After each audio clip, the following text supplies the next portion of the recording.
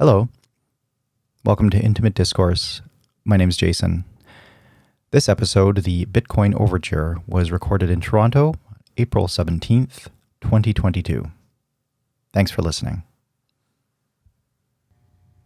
Hello, everybody. Welcome to Intimate Discourse. My name is Jason, and I'm here with Dimitri. Hello. And today we're going to mostly be talking about Bitcoin. In its various, I'm not really sure where our conversation is going to go. I guess we want to touch on, what it is, and it's hard to gauge whether this is something that we want to have any sort of assumption of like prerequisites to listen to. And I think it's best if we just kind of go in, people listening to this might and probably will already know a lot of this, but we're just going to do a bit of an overview and then move from there and just sort of see where the conversation takes us. So thanks for joining us. And how are you doing today, sir? Me, fantastic. Yeah? Yeah. You sound fantastic. Yeah, thank you. Yeah. And look fantastic, if I can be honest. Again. Yeah. I'm not sure. Where do you want to start here? I think should we go into the what is Bitcoin? Everyone's obviously heard of it, and we could start with the what is Bitcoin, and then how about perhaps convince me why I should really care. Okay, yeah. So we're coming at it from a couple of different perspectives. I think you've known about it for a while, but you haven't really done much research, and you don't own any Bitcoin probably. I would say I've been really into Bitcoin since 2017, which is when there was a big, bull market thing. I was actually into it just before then. Incredibly, I didn't profit from it. I almost had to, go out of my way not to make any money out of it. And just some poor decisions led me to not make anything out of it. I'd heard about it before then, but I never really, I never mined or anything. There was I knew people who would mine, the SETI, or not mine, but they would run programs to search for, extraterrestrial life or crunch prime numbers for NASA or whoever it is, but use their computing power for that. But I don't think I even knew anybody who mined Bitcoin. And, if I did, maybe our mutual friend from university might have. Yeah, I don't know why I didn't get into it because I heard about it early. I love technology, always been into technology. Yeah. I love digital banking. I use it all the time. I even use primarily Tangerine, which here in Canada's only direct banking. They have no physical locations, and I feel totally secure with that. And, even before they were backed by Scotiabank, when they were just from the Netherlands, I believe. Yeah. So I've been using them since the 90s, to be quite honest. Yeah. I just, for something about Bitcoin, there was sort of this mental wall. What is this? How come there's no physical representation whatsoever? Yeah. A building that if I have a problem, I can walk into and say, please help me. Yeah. I think that might have been the hurdle that just, because money's hard to come by. So you definitely want to take a chance. And of course, risk and reward, the more risk, the more reward. But for some reason, and I was living abroad too for about a decade, I didn't have time to really research this thoroughly. Mm-hmm. And by the time I got around to it, it kind of felt like the boat had passed. Yeah, it felt in 2017, funny enough, when I first started getting into it, and a friend of mine we both sort of mutually got into Ethereum at the same time. And Ethereum was trading at $11 at that point. And I looked at Bitcoin and I was like, it was like $500 or something. I was like, I've missed the boat on that one, in terms of investment. So I started, I was like, I'm going to wait. I'm going to do this right and not take out a loan or anything. I'll just save money and I'll start putting money into Ethereum. And then it started going up and going up. And finally it was $37, $42. I'm like, I basically missed the boat on this now too. So I'm like, you know what though? I had that, I just had FOMO. So I was just I started buying it. I had quite a bit of Ethereum at one point, and then it started going up, and I won't get into the absolute tragedy of what happened throughout my life in that year, but it was, suffice to say, I did have a lot of Ethereum, and I even got into Bitcoin, and then it just, I started getting a little too clever with my trading, and clever I'm using ironically, and it just I lost I lost everything that I put into it. And that's not just me trying to be coy and having good OPSEC. I legitimately just, I didn't lose everything, but most of what I had, I still look back and it just pains me. And the only solace I get out of that is there's a lot of other people I know that, know from forums and stuff like that also did the same thing. And I think that that's just really what trading in general is. But can I ask a personal question? Did you go negative or just close to negative? I went negative. I mean, I did, put money in that never came back, like for sure.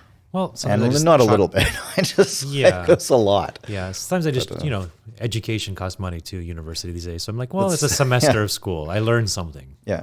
That's why I used to say that to my friend when we were trading. I'd just constantly lose, and I would always say, I'm learning so much. Yeah, something to put into the old learning book. And it was like, joke about it being so like this mighty tome that was so thick because it just accumulated so many losses. But anyway, that's really one side of it. The whole trading thing is like, I think, I mean, certainly I could talk about that all day because I find it interesting, and it's fun to do. I think I've learned a lot as a trader. I mean, I don't do it professionally, but I do, like, on the side, I like to trade a little bit, but it's much smaller amounts now. And, but it's a separate thing from really what Bitcoin is. It should never, I think it is a profound, shift in how society can deal with value. And I think that that's really the critical thing, not to mention the technologies that are emerging from it.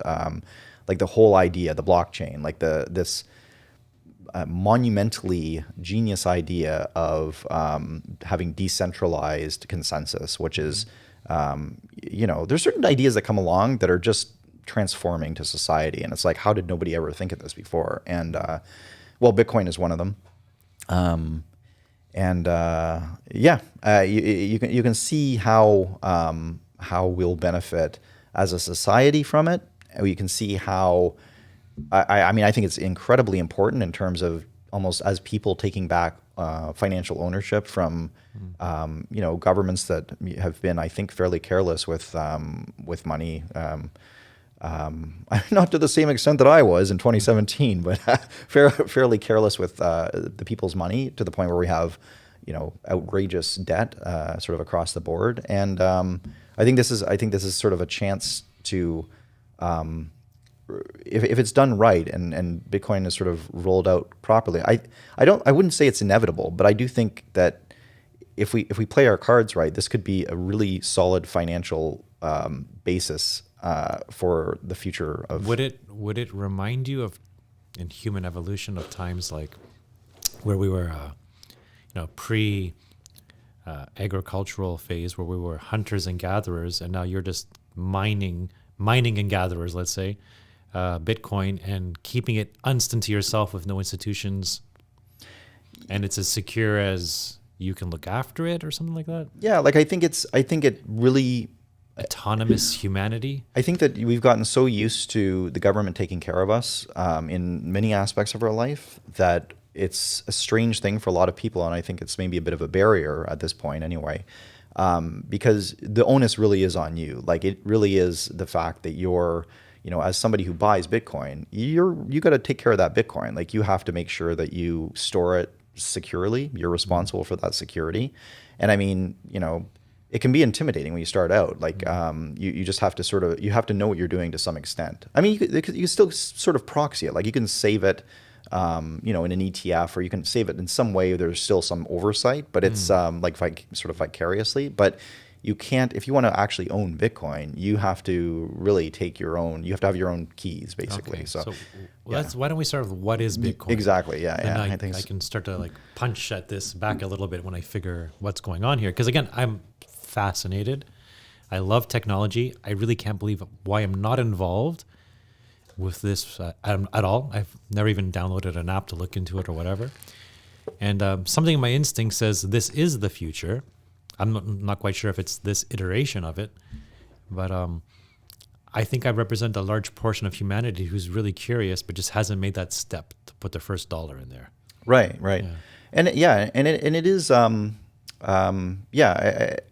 it's difficult to. It's a bit of a barrier. It's technologically complicated, but it can be.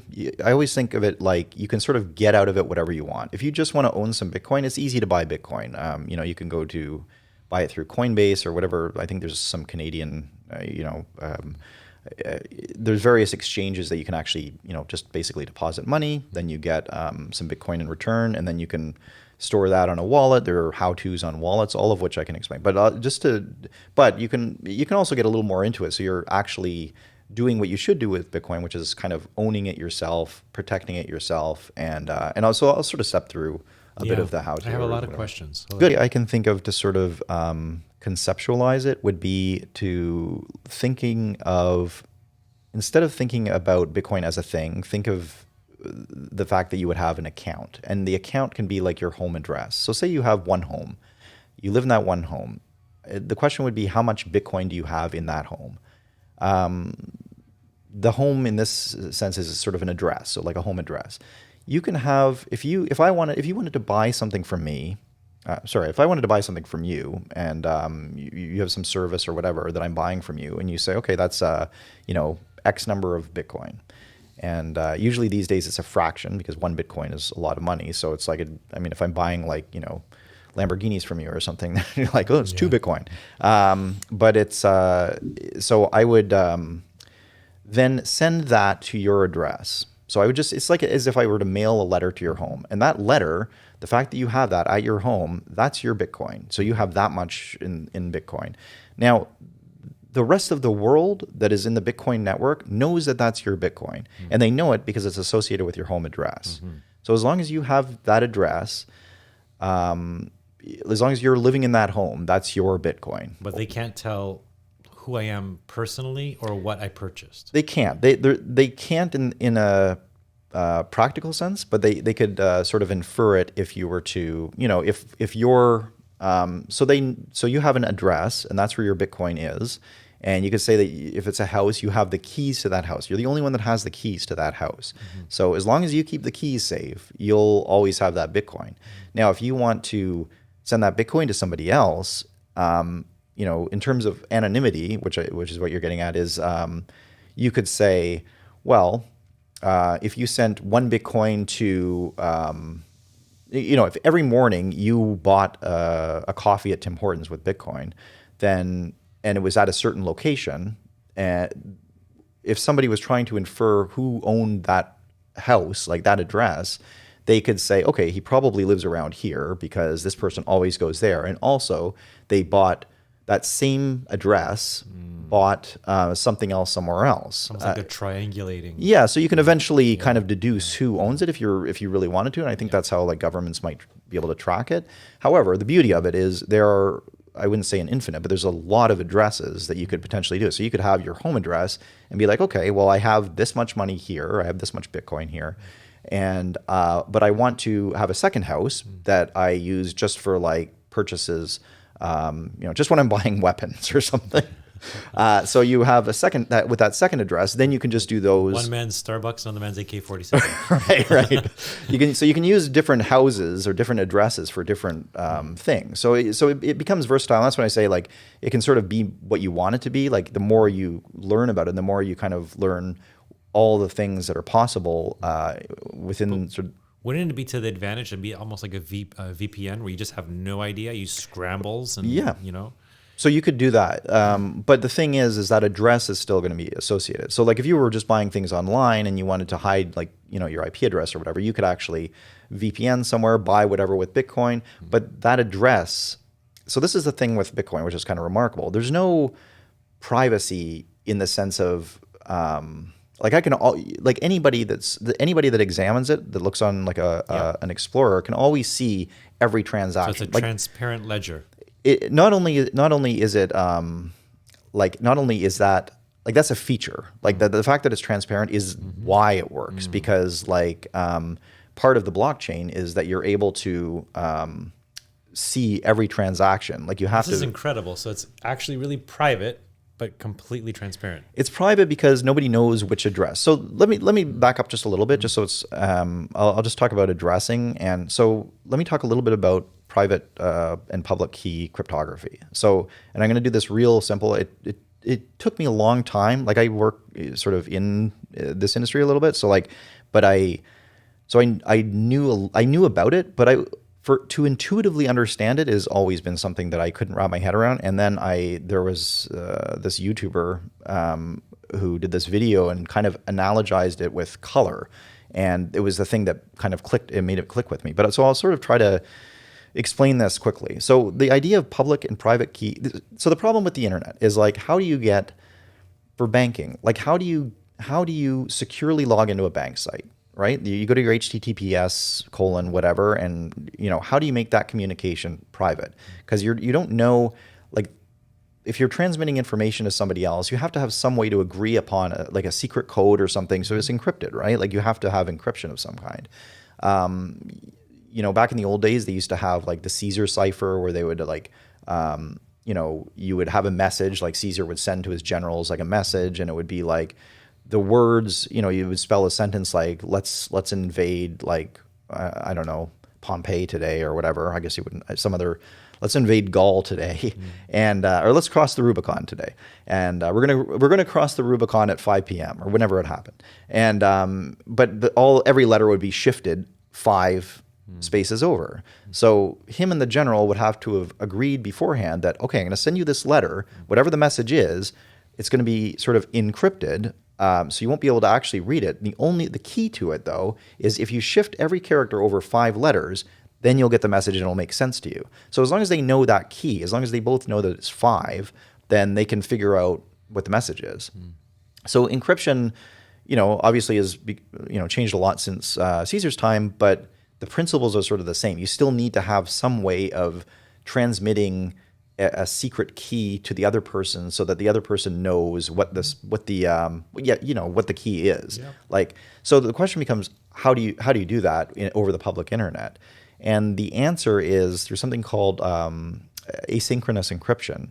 And what you have with that is this public-private key system, whereby you have a public key. Every key pair has a public and a private key. The public key is something that you offer. So if I'm going to log onto your website, I know what your public key is because it's public to everyone. You're the only one who knows what the private key is. And on my side, I have a private key and I have a public key as well. And it's the same thing on my side. Like, I know what the private key is, but nobody else does. You have to keep the private key private. The beauty of private and public key cryptography is that those two keys are always linked. So that, for example, if I want to send you a message, I would sign the message with my private key, send it to you, and you would be able to decrypt it with my public key. But you could never send me a message that used my private key. Like, you could never sort of pretend to be me. Yeah. You would have to have the private key, which I have. Yeah. So intuitively to grasp that is kind of difficult. It's based on numbers, and they use like modular arithmetic. Like, it's like taking the modulus of something or whatever.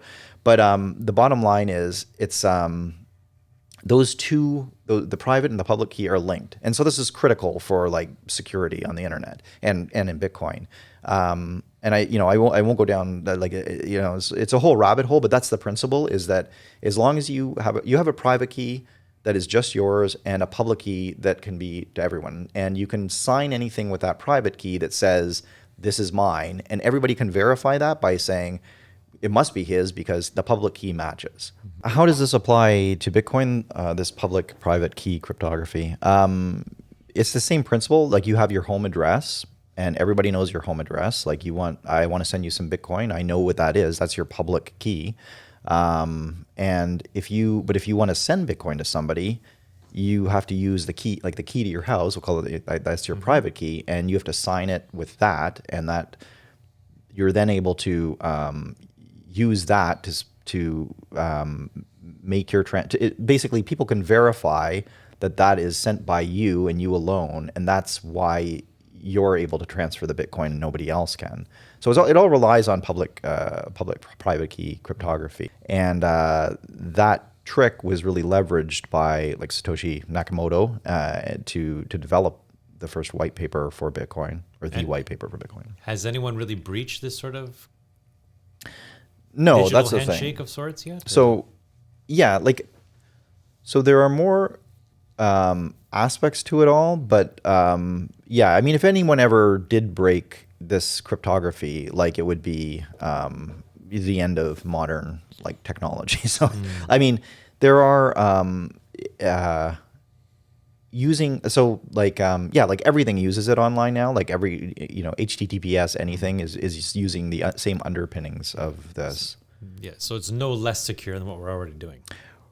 No less secure than we're already doing. And the reason that this all works is because the numbers that are being used to develop these key pairs are so large that it's been compared to, I don't know the exact amount, but it's sort of like around like the number of atoms in the universe is the number of key pairs there can be. So you can always say, like, you could sit here and be like, okay, I'm going to keep, because you can guess these keys, right? Like it can be like, I want to just sit there on my computer and keep guessing, just say like use a private key and keep checking to see if there's like any Bitcoin stored in this account. And you can keep doing it, but it's like, at least with our computing power now, like infeasible that you would ever find anything statistically. So like you could technically have all the oxygen in the room just congregate into one corner and you just choke to death, right? It's just so infeasible that it wouldn't happen. That's awesome.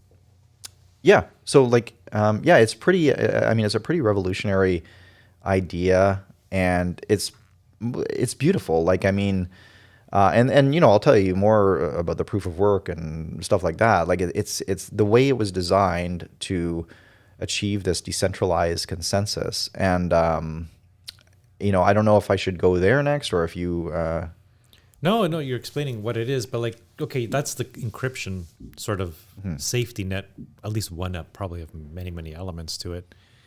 But so do these Bitcoins like reside on my phone or in my wallet or in some server somewhere, or like how do they actually, where do they live? Right. Yeah. Good question. Like because there's always stories of people trying to rob a Bitcoin ATM. And where are they robbing them from? Yeah. Yeah. So there's no physical coin, and so it's a decentralized ledger, really, is what it is. So what it is, I'm going to take an even further step back and just use the term blockchain. So what the blockchain is in general is a series of transactions. So like you have your home address, I have my home address, you send some Bitcoin to me, that's recorded as a transaction in one block on the blockchain. There's usually a bunch of transactions like recorded in the blockchain, in each block.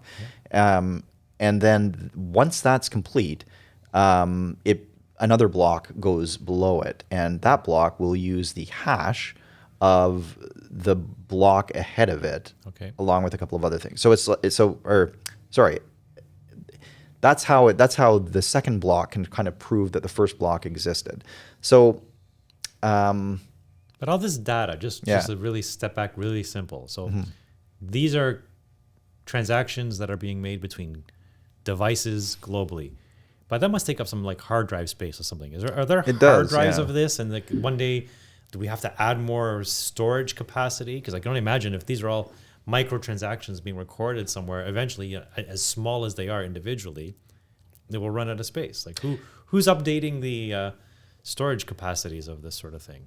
Yeah, like so the network that's around it. Yeah, another good question. Like so the things that make Bitcoin run are nodes, and a node is just like, I would have a computer and I would run a Bitcoin node, and the simplest kind of this is the sort of a full node, which would be, I'd boot up my computer, I'd run this, whatever Bitcoin Core program, and it would download the entire blockchain from other nodes that have this stored. And you're right, it does take up hard drive space, and I don't know what it's at now, but it would download every single transaction ever made and onto your hard drive. So it does get big, and you have to. On your own hard drive, you would have stored every transaction that's been made globally or personally? Globally. So, whoa. I mean, there's different incarnations of this. Like you can have a light version of that. Like there's a light client that doesn't necessarily do all of that. But if you want the the full thing, the full client, like it would have all of them. So you can always properly reference. And is this then what you kind of call like your transparent ledger? Is that the ledger of sorts that you're downloading? That's the ledger, yeah. And that's all it is. So like, Alright. for example, if I wanted to check your address and see how much Bitcoin you have, I would go literally, well, I wouldn't, but the program would go through every single transaction, add up all the outputs. It'd add up everything all the Bitcoin you had coming to you, and it would subtract everything that you had already sent. Yeah. And that number, the final number, is how much Bitcoin you Credits have. and debits, yeah. Yeah. And it's just it's completely accurate. But you wouldn't know that unless I gave you my Bitcoin number. Well, I wouldn't. Right, like I wouldn't know when I say you, I don't mean you. I mean like your address. But your address is public. So if I But not, say you not, live not at attached to my name, just some random series Correct, of numbers. yeah. How many numbers are in that number? your address is usually an abstraction from what the actual public Okay. key is. But but whatever the case, it's like you're talking about like 256 characters or something like that. Probably less. I'm not. I can't remember exactly, but it's usually like a zero. I guess my layman's question is, Yeah. if my key, if I have it, even if it's 256 characters written down or it gets stolen off my hard drive, can somebody do any damage to me because they have my key? So the best way to think of this, so like I said, your address is sort of a bit of an abstraction, but you can just think of it like your public key. So when you think of that public-private key thing, so if they have your public key, they can't do anything because that's your public key is open. If they have your private key, they can just take it's whoever owns the keys owns. So you have to keep your private key safe. Correct. That's why when you like a lot of these crypto exchanges, like you hear about them being like Quadriga was one in Canada where I don't know if you know this story. Like the guy, what was his name? There's actually a Netflix documentary on him now. That's where I used to deposit my Bitcoin when I was changing Canadian dollars to Bitcoin. Quadriga, and it was God, I can't remember the guy's name, but he so apparently it was one guy running the exchange. He had access to all the private keys on the exchange. So when I deposit money, like just like, $100 or whatever to get Bitcoin, I get, Bitcoin back on the exchange in my account, but I don't control the keys to that because it's not like a private, like I'm just, it's going through him. going through him. So, but apparently the guy was after the 2017 bull run, like 2018 was a big bear market, and he was gambling with all these people's different Bitcoin until the point where he finally, a lot of people are theorizing he faked his own death, but he went to India and died at like 35 or whatever he was of Crohn's disease. And, but there's incredible. I know it's quite a story because it's like. So your private keys were kept in their company, let's say. Yeah. Someone can physically break into your house or something and steal your key. Are you in danger then?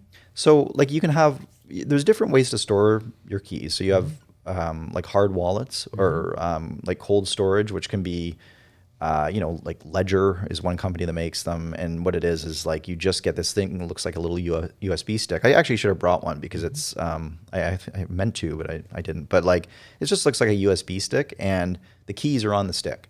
Now, so if you have the stick, there's still a passcode that you have to enter to do that. And there's a seed, which will be a series of words that can reconstitute that if you lose it.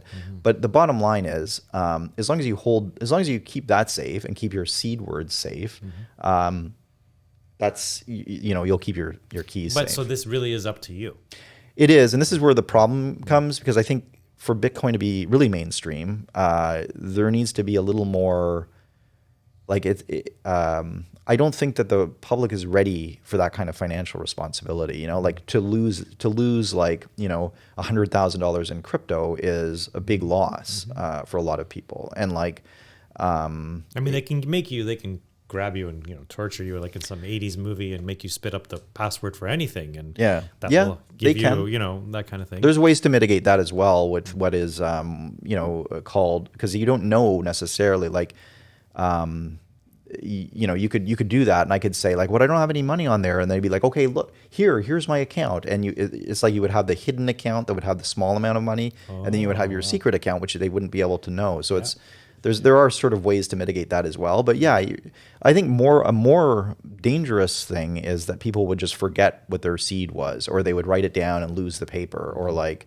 So it becomes like you really have to take it seriously. Like I don't think we're used to taking something like that. Microchips implanted in our bodies, and that part of our memory that keeps that gets deleted. Yeah. Well, that's the thing, Some right? grandmaster comes in, and you start thinking about it's kind of like what we were saying about the COVID thing with how you see the syringe and hear vaccine. It's like, well, vaccines are fine. They've been doing it for years, but it's like a completely different thing. Like it's like you see this thing, it looks like a USB stick. It's like if I lose it, big deal. What I'll still get reimbursed from somewhere, but it's like no, that's it. Like if you lose that, you're done for. So it's a big responsibility. Wow. So it is.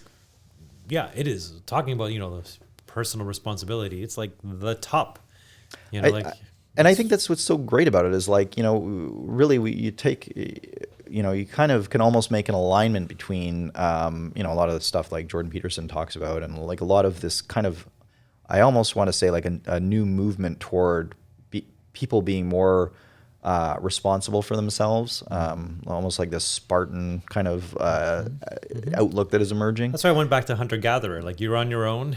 There's no governmental infrastructure around you, no roads, no pathways, no Roman roads. You're just on your own in the woods with your USB stick. Yeah, and I mean that sounds lovely, and for people that are really big, sort of libertarian minded, I think that sounds like a utopia, but I don't think that the mainstream is ready for that. I don't think that we've been conditioned to that. And I think it's almost going to take generations before that becomes something that everybody's doing on a daily basis. This could become so important to your financial well-being, obviously, which in turn is your life.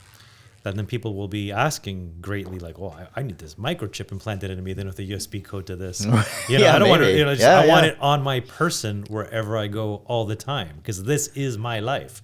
This is the money for my kids, my mortgage, everything else. Sure, please, that's interesting. Yeah. Put it in my arm. I don't want to lose this. Right. Yeah, that's another way. I guess if they don't get you the one way, they'll get you the other way. It's we'll get the libertarians too. I don't like the microchip, but I think I'm liking this one. Yeah.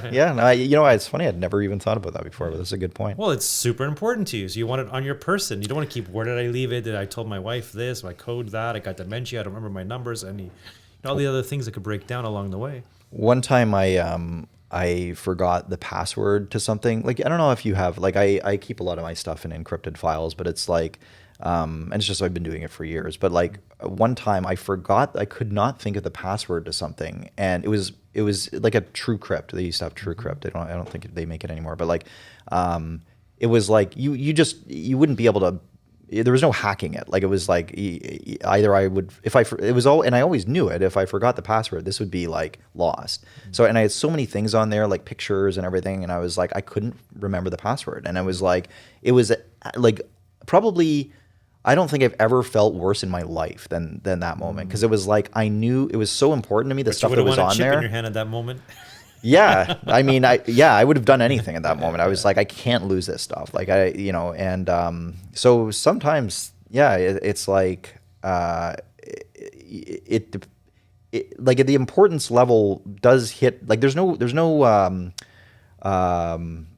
you can run to, right? So that's one of the problems with Bitcoin is that, it's like, it's the problem, but it's also a feature. So, okay, so I'm really starting to understand better now what is Bitcoin on a cryptic, encryption sort of level, but also like what does this practically mean and how I'm going to live my life with this currency. So it's all up to me. I need to store that USB stick, have the things memorized, probably written down in some little paper somewhere that's just hidden in the house, or several little papers that I'll string together and creates a code, Yeah, you can have your own little like spin on how you're storing those too. Like, so and the amount of personal responsibility. So in its current iteration, it really isn't for everybody. Yeah, I don't think so. I mean, I know, like, I think some Bitcoin maximalists will say that it is, and it's really just a question of weeding out the people that, people that truly want to take responsibility for their own. we don't let someone drink in the States until they're 21, or, drive a Yeah. car, 16. There's got to be some sort of you got to get tested for your driving abilities after the age of 80 all the time, because you don't know if you can still do it. Like, there's going to be like some cognitive, capabilities on you that you have to look after this. Yeah. But there's no regulation around it. So it really is just like, do you think you can handle this power or not? Yeah, it's pretty great. But yeah, pretty scary. Like, and who knows, because now, of course, we have the government issued, they're starting to make these central bank. I forget the acronym. Central bank digital currency. Yeah, so CBDCs. Okay, yeah, good. And a lot of these governments are starting to make these. So this is going to be the competition. And, while certainly Bitcoin is something that I would regard as a much preferable, I never really got into the whole decentralized consensus of what's involved with that. But like, there's much more benefit to Bitcoin as a currency or as a store of value, as opposed to a government issued one. Not to mention the surveillance and everything else that can be done with the government issued ones. Well, sure. That being said, you do have the convenience with the government issued ones. They can, write you you want to get your curb check or whatever, or your basic income. They can just send it to your wallet, like just done like that. Some checks and balances, a physical location, somewhere you can launch your grievance if something happens. Exactly. Yeah. There's a lot of recourse and everything like that. But and with Bitcoin right now, you don't really have that. Like I imagine Bitcoin insurance funds and things like that will probably become, more prominent. Oh, do they actually? Can you buy insurance? Like, I if don't you know. were to lose your Bitcoin, it's all right. I got life insurance and Bitcoin insurance. Up to how much did you get your insurance for? Bitcoin, I'm doing $100,000. Really? I don't know if that is a thing yet, but I think if it isn't, I don't think it's not really that big. But I believe will evolve to be, because you have to hedge, right? Like, you can't have all your eggs in one. I think the insurance might. I've never even heard of such a concept for this, but I think it would, because if it's as safe as as you're saying with the digital currency, whatnot, then it's really. I don't want to say a safe bet, but it's something insurance companies are going to want to get involved with. Yeah. Because okay, for a certain premium, we know we can cover our losses, because it's really unlikely anyone's going to lose their own personal key and money and whatnot. Yeah, but then you have to depend on, like, an insurance company would have to. I mean, it's such a new thing, I think, for insurance Unless you companies. lost your key on purpose and you got to prove you lost your yeah, key. exactly. Yeah, It would get messy. Wow. And it's such a new field that I don't think that, still new, it's only a little over 10, what is it, like 12 or 13 years? It really is like raw technology just launched out there, the technological part has been obviously thought through, but how do we live with this technological part, from all around it, how do you get it, store it, keep it, insure it, spend it? Everyone's still grappling with it. Like states and even people that have been in the field for a while are still trying to figure things out. And the whole the concern about how, the proof of work algorithm in Bitcoin. I think maybe I should. There's a lot to be said about how much greenhouse gases this produces, right? That's a big criticism of Bitcoin. And a lot of people are trying to figure out solutions around that. So it's constantly evolving, and it's just moving very fast. But I think I should maybe quickly explain the proof of work algorithm, because it's what makes it so. It's what makes the whole thing work. Like, the idea of this whole idea of a blockchain, which is a technology that's now being used, in all kinds of things. And just think of it like it's almost like a notary. You remember like notary publics? Well, they still exist. No, but I know blockchain is being used on like different competitors to YouTube, like Rumble and Odyssey. And your videos will never be taken down because they're in the blockchain. Right. Yeah. So it's like a permanent record. Like, the more blocks that exist on top of. So if you think of it literally like a chain of blocks, it's better to think of it vertically, actually, because you think of the ones on the bottom. Actually, there's a really good analogy. I don't want to sort of steal somebody's analogy. It's like Anthopoulos speaks about Bitcoin. He's written books on Bitcoin and everything, but like, he describes it as a glacier, and like, at the very top of the glacier, you might have a winter or whatever. So like, you might get a little bit of rain, you might get like some snow, and it might add to the glacier, it might take away, you might get it completely wiped away.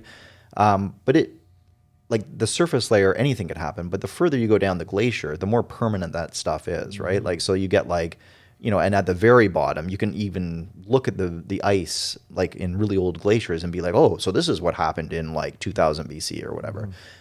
It's sort of like, they're not 2000 BC, I don't know, whenever ice ages happen. It's like my geological time is all off. But it's the same thing with the blockchains. Like the ones that are the very early blocks are, immutable. Like you can't change them. And in fact, even like it's usually like 6 blocks. So every 10 minutes, roughly, there's a new block that's added to the Bitcoin blockchain.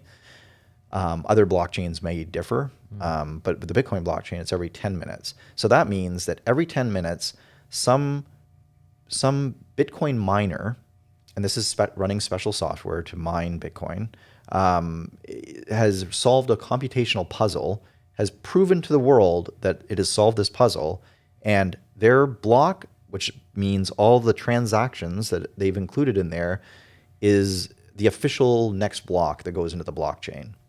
So, there's other, so that means that all the nodes, all these Bitcoin nodes in this decentralized network have all agreed that this block is going to be the next one. This guy solved the puzzle, because it takes a lot of computing power to solve that puzzle, but it doesn't take very much computing power to verify that the puzzle is correct.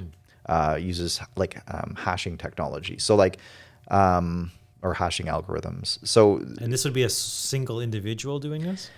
So what usually happens, like in theory, that would be what it would be. It is actually one. Can be. Yeah. Well, it is one computer that is solving that problem. That only one thing can solve the problem. But what happens is these people join what are called mining pools. So it's all statistics, right? So eventually, it's really hard. If it was just me sitting here on my laptop, like in theory, I could run a mining program on my laptop and keep mining away. And there's maybe a 1 in I don't know, I can't think of a really big number, like Google tillion, I don't know, just a really, really slim microscopic chance that I would ever actually be the guy who next built the block. So if you're in a pool and you're running specialized equipment, you use ASIC mining chips and stuff like that. But if you are part of a pool, the pool as a group, maybe there's 1,000 miners in a pool, for example. Whenever any of them solves it, it just kind of goes to the pool fund, and then roughly, every once in a while, you'll be getting this small. They sort of average out how often they're going to achieve the Bitcoin reward, which is every time the block is. This stuff's getting away from me now. I know.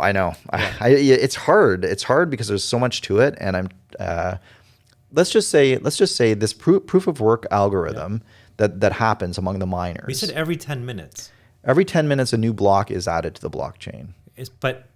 Added. But these are people that have started from years ago trying to solve that one block. Nope. Every 10 minutes, a new puzzle is presented. So it's a puzzle each time. And who creates this puzzle to be presented?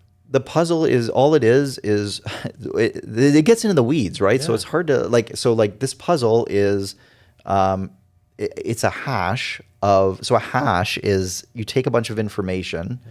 So say you had a book and you wanted to. You're like, how can I represent this book to be a 256-bit number?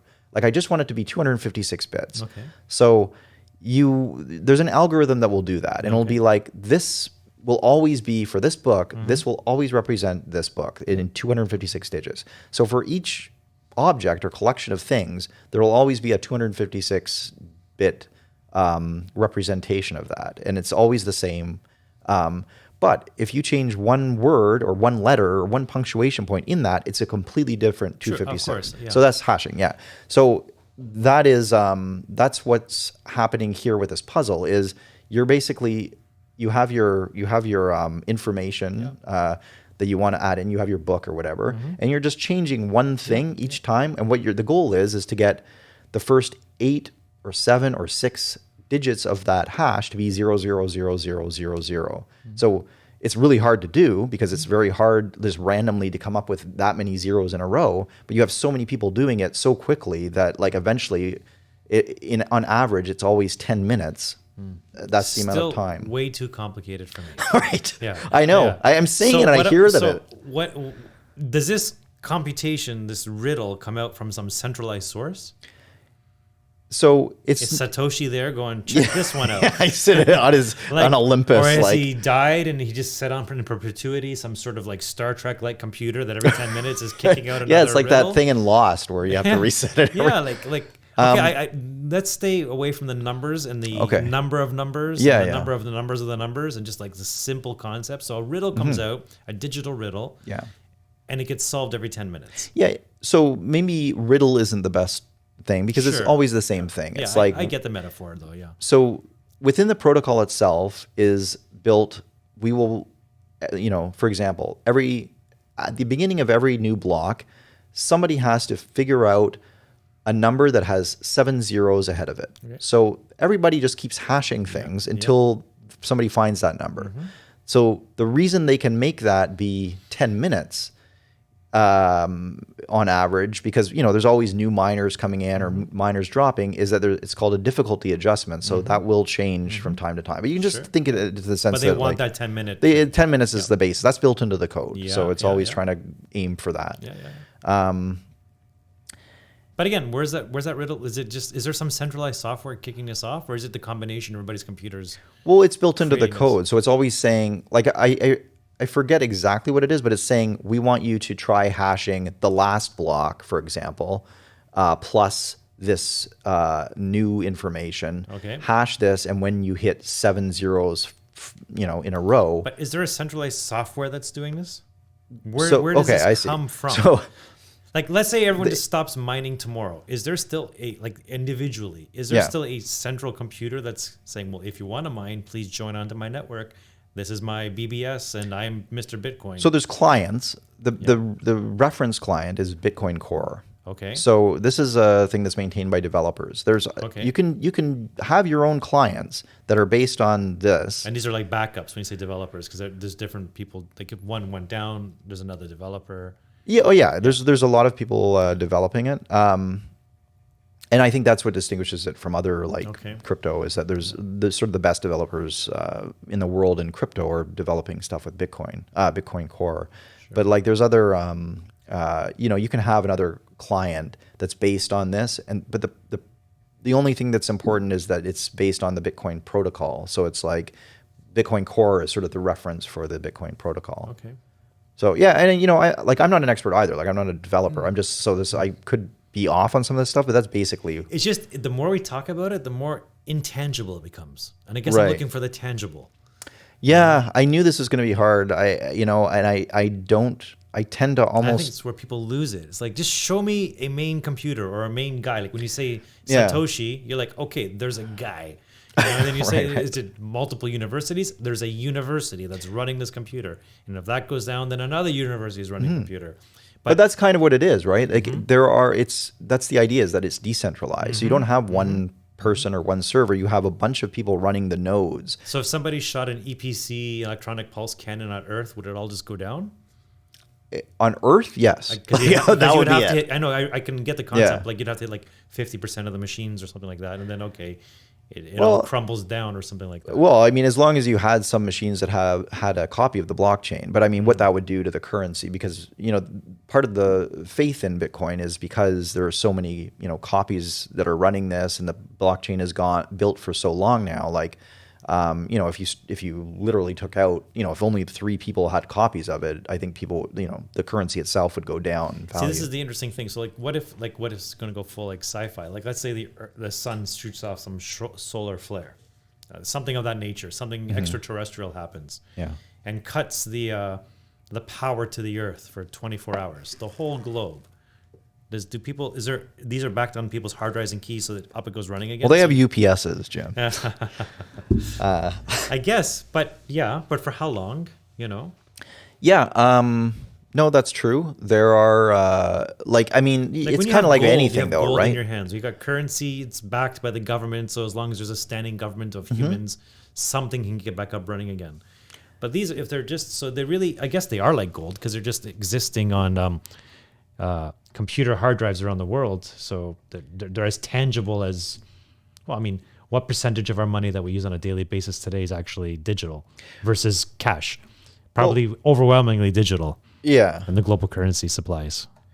Yeah, in theory, you could, if you wiped out, in theory, you could think you don't even really need technology. You could, you do need technology to make this effective, but like your Bitcoin address, you can sort of develop it out of thin air. You don't need technology to do it. And if you still, as long as you have the private key, which you can memorize if you want, you can memorize the seed to the private key, or even if you're a, mathematical prodigy, you can maybe memorize the whole key. But like, or you can write it down on a physical pen and paper. Sure, so you can always sort of reference that, and that can be, but if there's no, if everything else has been destroyed by an EMP, like, globally, then it sort of, I guess, doesn't matter. Like, you can still say like, yeah, but this is my address, and everybody's like, well, we can't even run the software, so like, good for you. Like, yeah. But I mean, that's sort of getting into, you could also, it's a much more likely thing would be like, well, what if, people just lost faith in the US dollar because there's no, I guess we sort of have bigger problems, I think. Yeah. Like, for sure. I guess I'm starting to understand as you're explaining it, the brick and mortar backup systems of this sort of what seems to be a very intangible system. You know what? And I feel like I'm doing it such a disservice because I don't feel like I'm explaining it concisely. Because the truth is, you really don't need to know much about it. Like, hardware wallets are becoming more intuitive, and you don't need really that much expertise. You just have to sort of become second nature after a while. Yeah, and I think that it's you don't necessarily need to know why it works. Like it's in just layman's terms, my father will look at my iPhone and see me tap, to buy a sandwich somewhere, and just think that's magic. Right. Like, nothing passed from your hand to their hand to get the money. What happens if you lose your phone? Like, that's how he's going to approach it, in a very intangible concept. For sure, yeah. Right? And that's how I'm approaching this a little bit. Like, whoa, I feel like the grandpa here. Like, how do I wrap my hands around this currency that I can't touch or feel? Yeah, like, there are also, a lot of these things are best visualized. Like, there's good YouTube videos that would explain it. But it's, again, you don't, like, I find it interesting, and I do think that if you really want to understand why it's important, that it's,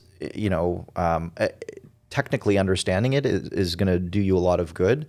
But you don't have to. Like, you can also just understand that it's like, if you take my word for it, that private public key cryptography is, uncrackable, and, as long as you have your keys, your private keys, you're fine, then you don't really need to worry about sort of the nuts and bolts. I just think, what would get this off the ground? If some company, government, whatever, came around and just simply said, here's the app, here's your first fraction of a coin, you now have one. That's sort of what El Salvador did, right? Like, because it would feel more real at that moment, even as just like, I got one. I don't know. How did I get this one? Can I use it now? Yeah. I want more. How do I sure. do this? You know? Until you have that one first step, it just seems like that wall is big for the average person. That hump. To get over. It's like you need the financial incentive to want to learn about it. And just to see it show up. Like, it's like, I don't know, when your first email landed 25 years ago, like, wow, someone just actually wrote me from the other side of the world and lands on my screen. How did that happen? Right. They actually have, for example, like when a new crypto sort of drops, like somebody's like, and there's so many scams out there. Like, and I think there are some viable, like, a lot of people who are, it's called Bitcoin maximalists, people who just sort of think Bitcoin is the one thing and everything else is called a shit coin. But I think there are some good ideas out there. I think Ethereum is a good idea. Like, I don't know enough about it technically, but like the idea of smart contracts and like there are interesting things that you can do. Like, you read some of these white papers and it's like, oh, that seems like a good idea. Like decentralized storage, like there's a lot of things that make sense that you can see how it would evolve into a practical, a new way of doing something, right? No, I think I'm understanding what Bitcoin is better now. Yeah. So anyway, but a lot of times the incentive to use these new coins, they'll do what's called an airdrop, and it's like as long as you're on, for example, if you have any Ethereum, you will then get. So if you have 2 Ethereum, you'll then have 2 of this new coin as well. So you're like, okay, I've got 2 Ethereum, and I just suddenly got this 2 new coin, which maybe has no value right now, but it generally makes the value go up, and you're like you just said, like, okay, what can I do with this new thing? And it incentivizes you to sort of learn more about it. Yeah, even because like even on a computer screen, it feels more tangible than just talking about it. Yeah, Because you're just like, this is mine. I actually have this. For sure. Maybe I should have brought in. I mean, it's not a visual podcast either, so it wouldn't really benefit our listeners. But like, to see, you put in your ledger and you see how much you have, and you see it syncing with the blockchain and everything. You're like, oh, okay, cool. Like that's something's happening. The wheels are turning. Yeah. Cool. As humans, we're very dependent on like something physical. Like it's hard. You start getting. Otherwise, it's just words in the sky. Like, what's going on here? Yeah. Divine timing of sorts, as I'm grappling with the whole intangibility and what is a Bitcoin, and I can't touch it, feel it, seal it, but if I maybe see it on a screen, or if everybody got one free token of a fraction of one, they would be like, oh, okay, I'm really excited about this. I got something on the screen.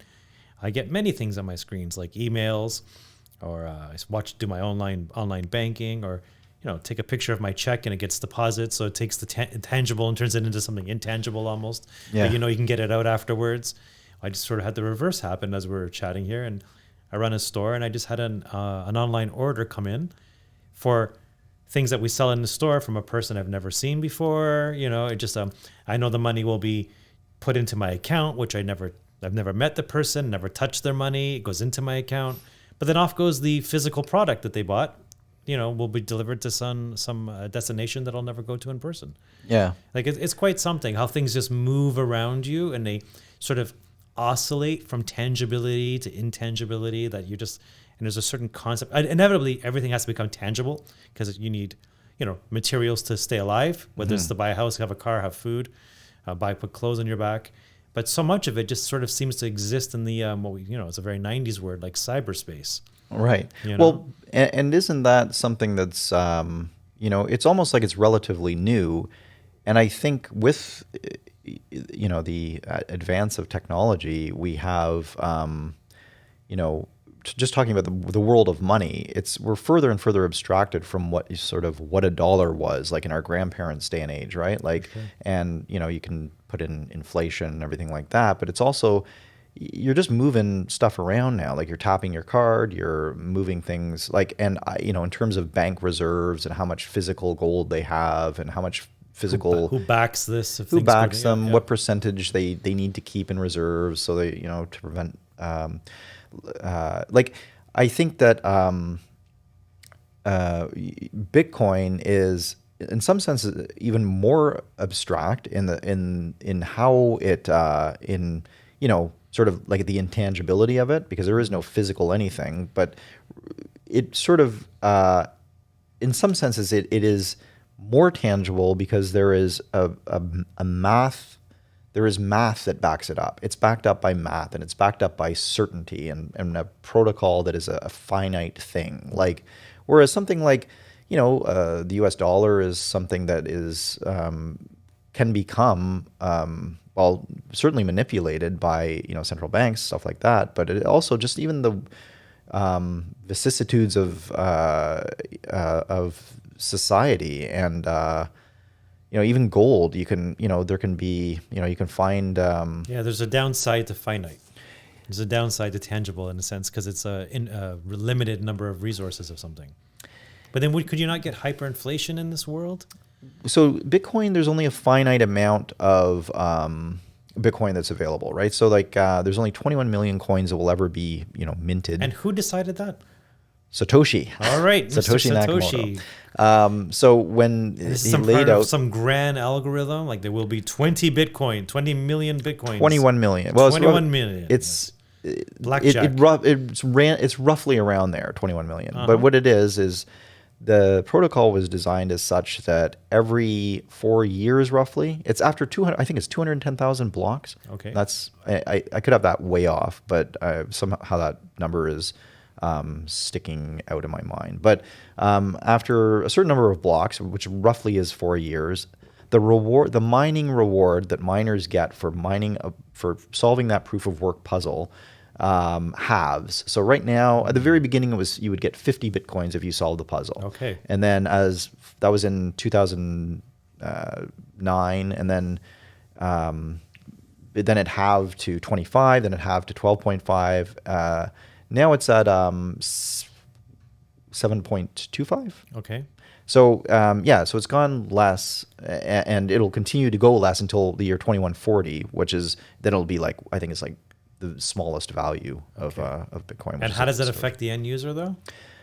It doesn't affect the end user necessarily directly. It's just that the miners get this as a reward. So it incentivizes people to mine. So and the people who are taking the chances now and setting up, banks of computers in their basements and everything, they get the greatest reward. Yeah, so they because they're getting it before it halves and halves and halves and halves and halves. Right, they're getting more. They're making kind of like stock splitting, but in reverse almost. Well, the value of Bitcoin has also gone up since then. So like 50 Bitcoins at the beginning, I mean, if you sold them right away, it wasn't worth as much as what you would get now if you sold 7.25 Bitcoin. But like, I think it's sort of by design. Like as Bitcoin does rise in value with each halving. So it's there's a real interesting dynamic that goes on here because like in terms of like. But somebody's figured, sorry to cut you off before we get too technical. Somebody's figured it out. They like the system. They're like, this is good. This is sustainable. The algorithms, and because you said the best crypto people are working on this sort of stuff. The developers, yeah. The developers. And just not to get too technical, like this whole back end of it is legit. Like people are like, this is a really good foundation, mathematical foundation on how to create wealth. Yeah, I like it's. I mean, it's one of the best things you can do in any kind of really IT security kind of thing is you sort of publish something and you have people try to break that thing, right? Like if Bitcoin was insecure, and there have been little blips battle or whatever. Tested now. Yeah, it's battle tested. Like, and you have the smartest people in the world are trying to break it, because it's financially to their benefit to try to do so. There's different ways that you can try to engineer something. There's something called a 51% attack, but like, which would involve like more than 50% of all the miners in the world trying to launch an attack on the Bitcoin network. So sometimes you can get into, there was a concern a few years ago when China really had a lot of Bitcoin miners, and they've since, banned Bitcoin mining. Where the concern was, well, wait a minute, if they keep getting more and more power, the Chinese government could start going into these places and saying, okay, let's launch some attack and attack the Bitcoin network. But part of its durability is its the decentralized nature of it and the fact that this is so you have different countries participating, different people, different types of people, it's what makes it strong. And it's been over a decade now. What was China's reason to get rid of it? I mean, it's hard to tell. A lot of people at the time thought they wanted to buy cheap Bitcoin because every time they did something like ban Bitcoin, because there was a few they would ban it, then they unbanned it, then they banned it again. So it's they're riding it out. Yeah, well, I think people thought that they were trying to manipulate the market, so the price would crash when they would ban it. So maybe the government would go in and buy a bunch, and then it would go up again, ban it again. But the last time they banned it, didn't quite crash as much. So it's like the market adjusted, and now a lot of the good miners have just moved out of China. Because it's a big business. Can somebody corner the market on Bitcoin like a nation state? In theory, yeah, you could. I mean, the U.S. now is starting to get more miners, which in many ways is good because it's at least a free country, but it's also you want it to be decentralized. Yeah, that's where you almost it becomes re-centralized of sorts because if you just capture the market, Yeah. And that's why you launch your 51% attack, which obviously one country or a collection of countries. I don't know. It's interesting. Is this sucking real currency out of the market? Because you're taking your, Canadian dollar, your Australian, UK pound, the American dollar, and putting it into some digital currency, so it doesn't actually exist. Your physical money doesn't exist in the physical world anymore. Well, is there less Canadian and American money in the world now as a result of Bitcoin because people have put it into there? No, because you would, I mean, you're just transferring it. So if you wanted to buy Bitcoin, you would go to an exchange and change your Canadian dollars. It's like energy. But I'm Like just you're saying, so, I'm just being, really like, again, just the, just devil's advocate here. But let's imagine, I'm just imagining, what if Bitcoin was utilized in the sense that it's sucking out, real currency out of the countries, and then somebody crushes Bitcoin? well, Because I know you're going to say from a technical point, it's really unlikely because it's decentralized and who has a single power to crash yeah. anything. Well, Yeah. it's not like a 51% attack, and I'm just wary of getting too much into the details because it just gets, I Yeah. hear I can myself only talking and it's like imagine. Yeah. nobody's listening to this. But like, it's not like a sure thing. If you have a 51% attack, it doesn't mean you're necessarily going to be able to recreate the blockchain. And all those transactions that happened a long time ago are still safe. Like it would just take an overwhelming amount of computing power to be able to, if you think about the blockchain as a sort of stand like a tower or something, like the ones in the bottom, or glacier, I guess, to borrow that analogy again.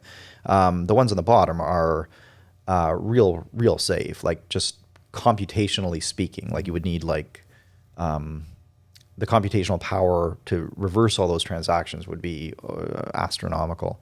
But yeah, 51% attack for the newer transactions, you'd be able to sort of possibly make a big payment to somebody and then reverse the payment. Those kinds of things become more plausible Okay. with that kind of Yeah, I'm computing really power. understanding better now what Bitcoin is.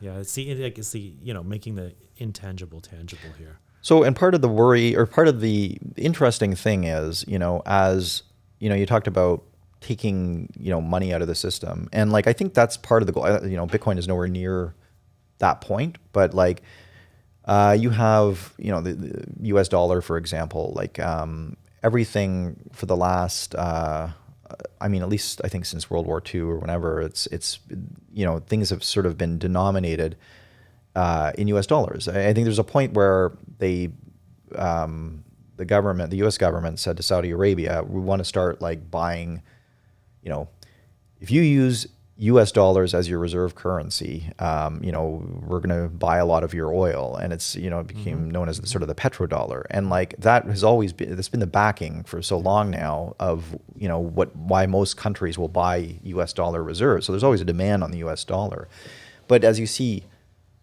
more people transitioning to Bitcoin, and like I said, we're nowhere near this point yet, but it's like you can see where people start losing faith. For example, like you have the situation in Russia where you have, Russia invades Ukraine, and there's all these financial kind of threats made against Russia, and some are carried out. We're going to cut you off from SWIFT. We're going to seize your foreign assets, and you start to see countries maybe become a little less like Russia had some U.S. reserve dollar, U.S. dollars in reserve.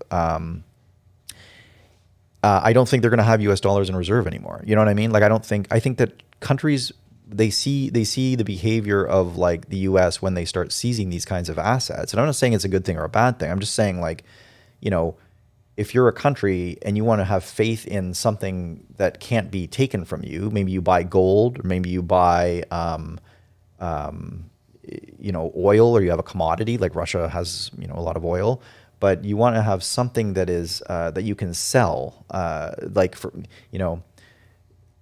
you can't have the same amount of faith that you would have in the U.S. dollar as you would before, because if they're just going to seize assets, it's like, well, And you can see, I guess to my point is, if Bitcoin's going to go down one day, you're going to have all these warning signs, just like any market. Should I get out of the US dollar? Should I get out of the stock market? Should I sell this? yeah. You're just going to be rumblings. It's not just going to happen overnight, just like anything else we deal with. Yeah, like there can be some pretty wild fluctuations in Bitcoin, but it's because it's so new. So like, Yeah, no, I'm talking when it's all, yeah, right, out there, right, yeah. yeah, it'll become more stable as more people adopt it and as the years go by. But right now it's you sort of see these transitions almost geopolitically, where like El Salvador is sort of Bitcoin is almost the equivalent of their national currency at this point. So like you see big moves like that, or like the seizing of Russian assets, and it really becomes this thing, or even the thing here with the Canadian truckers Convoy seizing, GoFundMe accounts and saying, well, you can't do this because it's you're supporting terrorism or whatever the pretext was. Just on that note, but they did seize people's cryptocurrency through that? Was there anything like that at all? I know bank accounts, like actual bank accounts got frozen, but were there actually, did anything happen in the crypto realm? Yeah, so they like the government issued sort of an edict to the bank to say go after these things, and crypto was among those. So it's harder to go after crypto, or they went to these little exchanges that are around. Well, if you go to say GoFundMe, I don't know if GoFundMe, if you can, donate in crypto. I think you can, and so it's like you can go after that, and you can freeze that. But it's like, again, if you're a trucker and I'm sending money to you directly, and I have a Bitcoin address and you have a Bitcoin address, they can't freeze that. Like that's got you. But if you're going through an intermediary, so nobody's personal cryptocurrency wallets got frozen during this. I don't know if that's 100% true because, well, they can't freeze the wallet unless the wallet is somewhere that they can, like you said before, if they have a gun to your face and they say, well, you have to give us the keys to this wallet, they can do that, but I guess. When you buy this crypto, you're going through a company, right? A lot of time, they then put pressure on that company. Yeah, that they can do. So if you're buying through Coinbase, a company in the US, so you can buy crypto there, and a lot of people will just buy it and they'll just store it on Coinbase, like in their wallet. So the government can go to Coinbase and say, because when you register for these, at Coinbase, for example, or any of these exchanges, you have to give your ID and your address and everything like that. So in that sense, you can be linked to your account. So then, you do something that the government doesn't like, they can say, okay, well, you have, Dimitri's account here, we want to freeze that account. Then for sure they can do that.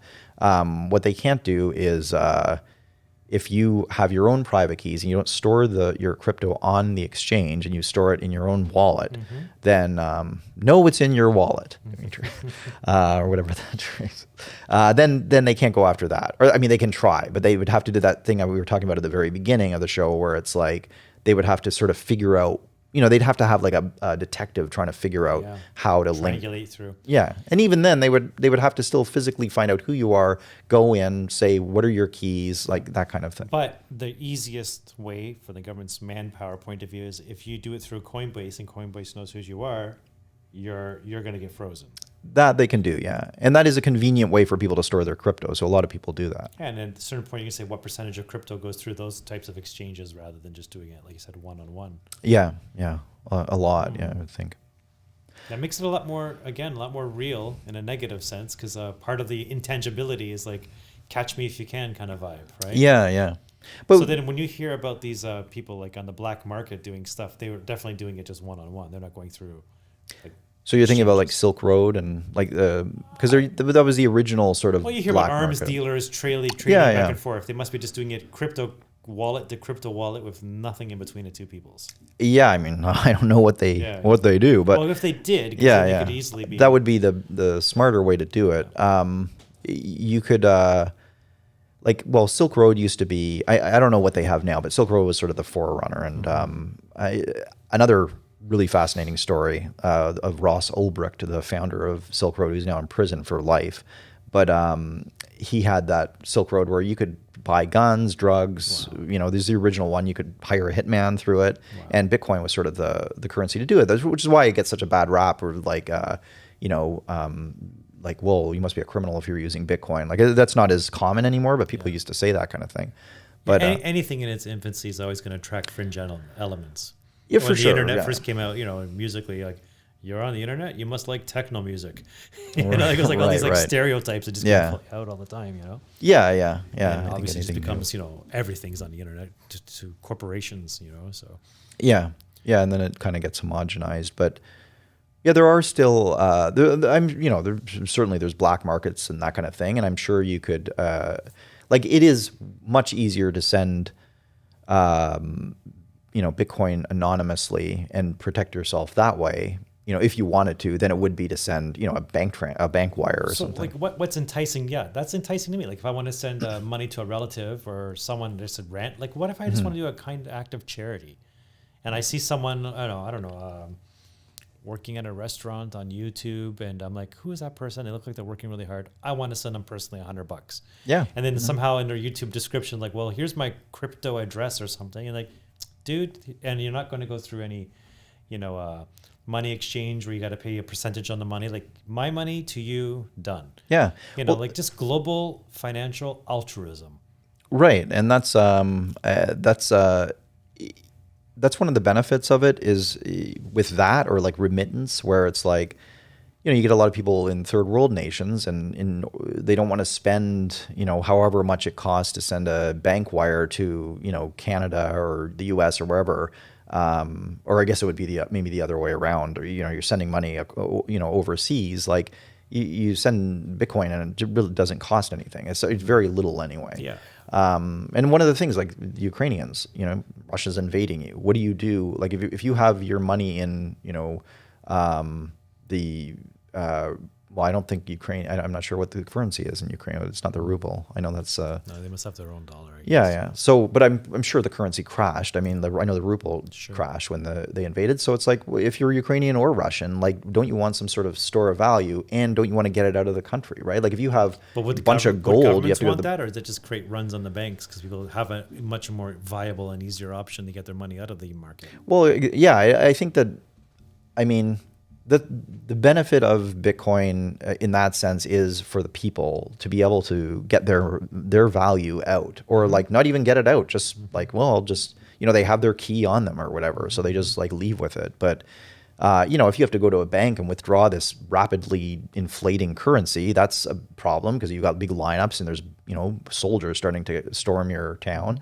Or if if you have gold, okay, that's great. Like if you ever get back, here, but you can't, like, you're going to wait in the bank and wait for them to bring out a bunch of gold and then load it up your car. Like, it can really become anarchy, though. Like, I can see that because, like, I was living in Greece when the country went bankrupt, and just shortly after we left, they did make a limit on how much cash people were allowed to withdraw from the bank on a weekly amount. And I think because it was something, it was very low by North American standards, like maybe like $150 a week or something. And that was it. Your money was stuck in the bank. You could not access it or pull it out in cash.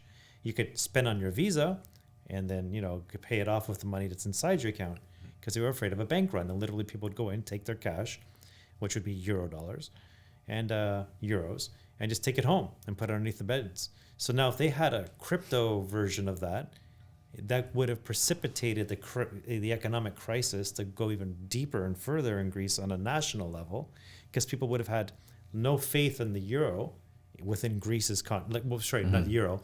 They had faith in euro. That's why they want them. Right. But they want to get them out, and they got to get them out somehow. And if you can't physically walk in and get your euro, you're going to then transfer it into something that you can. Right. And there's a lot to think about here.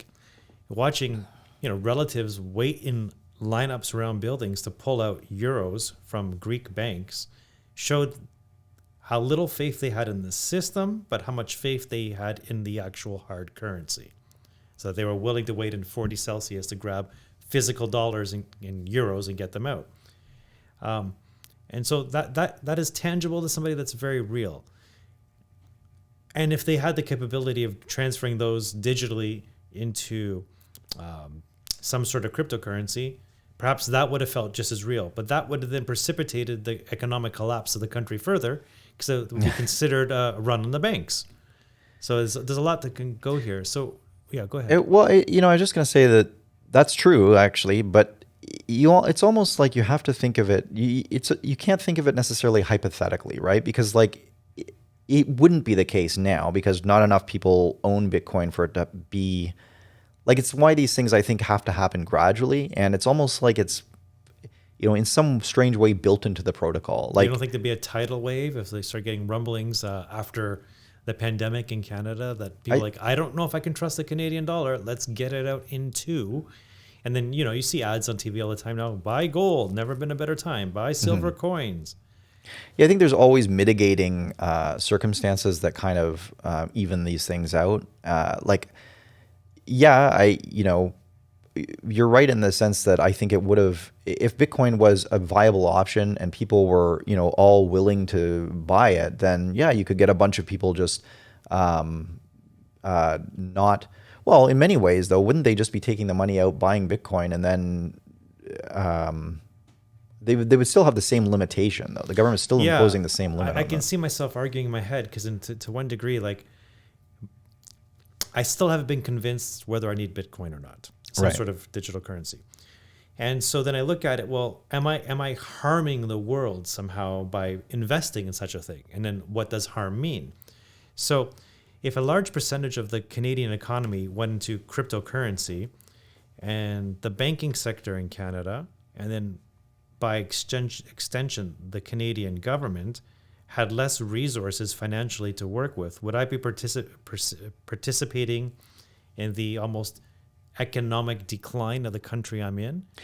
Well, if people started transacting in Bitcoin, like the government, I A mean, new system rises to yeah, like replace the other one. again, I think that happens gradually. So there would be taxes put into place. There would be people, like it's you would still have to declare things on your income tax. I mean, It I would might still be be purchasing things in Bitcoin theoretically, so the local economy shouldn't really change. in theory, yeah. I mean, you might argue that it's more difficult to trace, so people could not pay their taxes as much or something like that. But I think there's probably solutions for that. But And if somebody, just on a technical, has there been transactions in Canada? Do people walk into stores and buy something on Bitcoin? there are some places that accept Bitcoin as payment, mostly online. But I mean, that's where everything seems to be moving anyway. In Innisfil and Richmond Hill here in Canada, you can actually pay your property taxes in Bitcoin. So Bitcoin can be taxed. So Yeah, therefore, the government would stay, in place. They would not collapse as a result of the whole currency going underground and anonymous of sorts. right. So like as tax laws are, like it's like you have to declare your income and it's considered income. So if you have a store and you have people paying in So Bitcoin, it you just doesn't even declare the involve that. Bitcoin. Yeah. Like I don't know, you might ask like, well, what is because the value fluctuates so much where, do you declare it as Canadian dollars? Like do you do the translation? And if so, what date do you do that? I don't know. Good point. But yeah, And you're it's in a it's foreign country and you're transacting anywhere you go, and then the specific laws based on the taxation of said country. Yeah, like there's nothing. I mean, it's a different thing, but the same laws would apply, and there's an apparatus to deal with it. Like they just have to make some changes. But I do think it's important to make those changes, and I think that it's governments. It would behoove governments to take a good look at this and to sort of adapt accordingly, so they don't get into a situation where there's they wake up one morning, it's like 80% of the country has Bitcoin or something. Like I think they need they start developing things now so they can adapt to what's happening. And So I my next yeah. question, the next point would be then why do the governments want to create their own digital currency as opposed to just making Bitcoin be the de facto cryptocurrency of the nation, and we don't need a centralized version of the same thing. Well, I think like it's so much easier to control.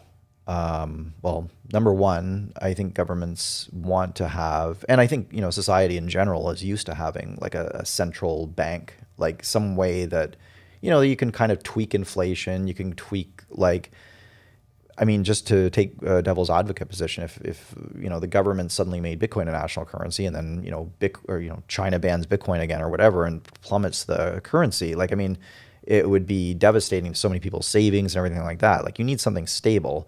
That's why I think the kind of gradual acclimatization is really the way to do these changes. So what we're looking at here is, I think, a tremendous fragmentation of the global economic system and in a currency level. There'll be Yeah. different types of cryptos and different. For every one of those, you're going to get another one, at least for another 180 for each country that exists on Earth of their own national cryptocurrency, plus their hard cash. Yeah, and like then all the Visa and PayPal's and everything else. I think we can. I think cash will be gone soon, for better or for worse. I think there will be CBDCs, which I think most countries will have. I think there'll be a version of that. And then I think there will be Bitcoin and maybe some other cryptos that will be independent and almost analogous to like gold, because it'll be like a store of value. It'll be something independent, something you can own, something that's like translates across borders easily, and something that isn't monitored, and like, or something that isn't as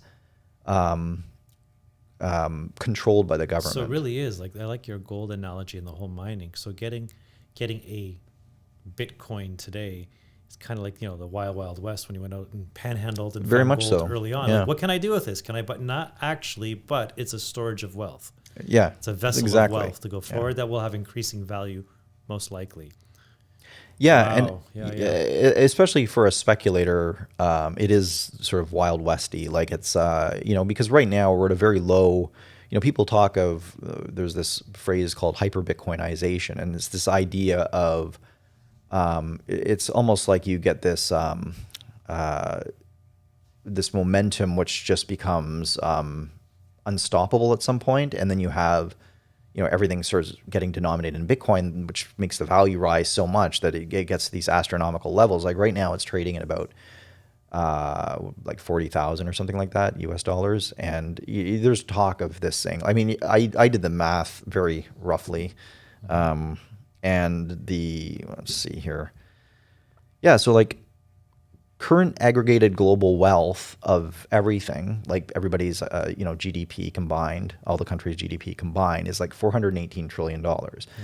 So now this doesn't include, you know, a lot of abstract concepts. This isn't like accurate figure. Like a lot of people say it's a lot more than that. But if we just use this figure, if you want to take that figure and just assume that everybody was buying things in Bitcoin, so this just became just Bitcoin, and you divide it by 21 million, which is how many Bitcoin are ever going to be produced, then you're looking at $20 million for one Bitcoin. That's how much that price would translate to. Yeah. It was 1-to-1. So like even if you think that that would be maybe Bitcoin would be 1/20th of global aggregate wealth, then it's, you know, then you're still looking at $1 million of Bitcoin. So like right now it's at $40,000. You know, there's certainly better investments at this point, like you could make in terms of like making more money or having more. Like Bitcoin right now is fairly expensive, you know, like, or you know, you can buy as small as you want. So it's not like you just buy one Bitcoin. You can buy,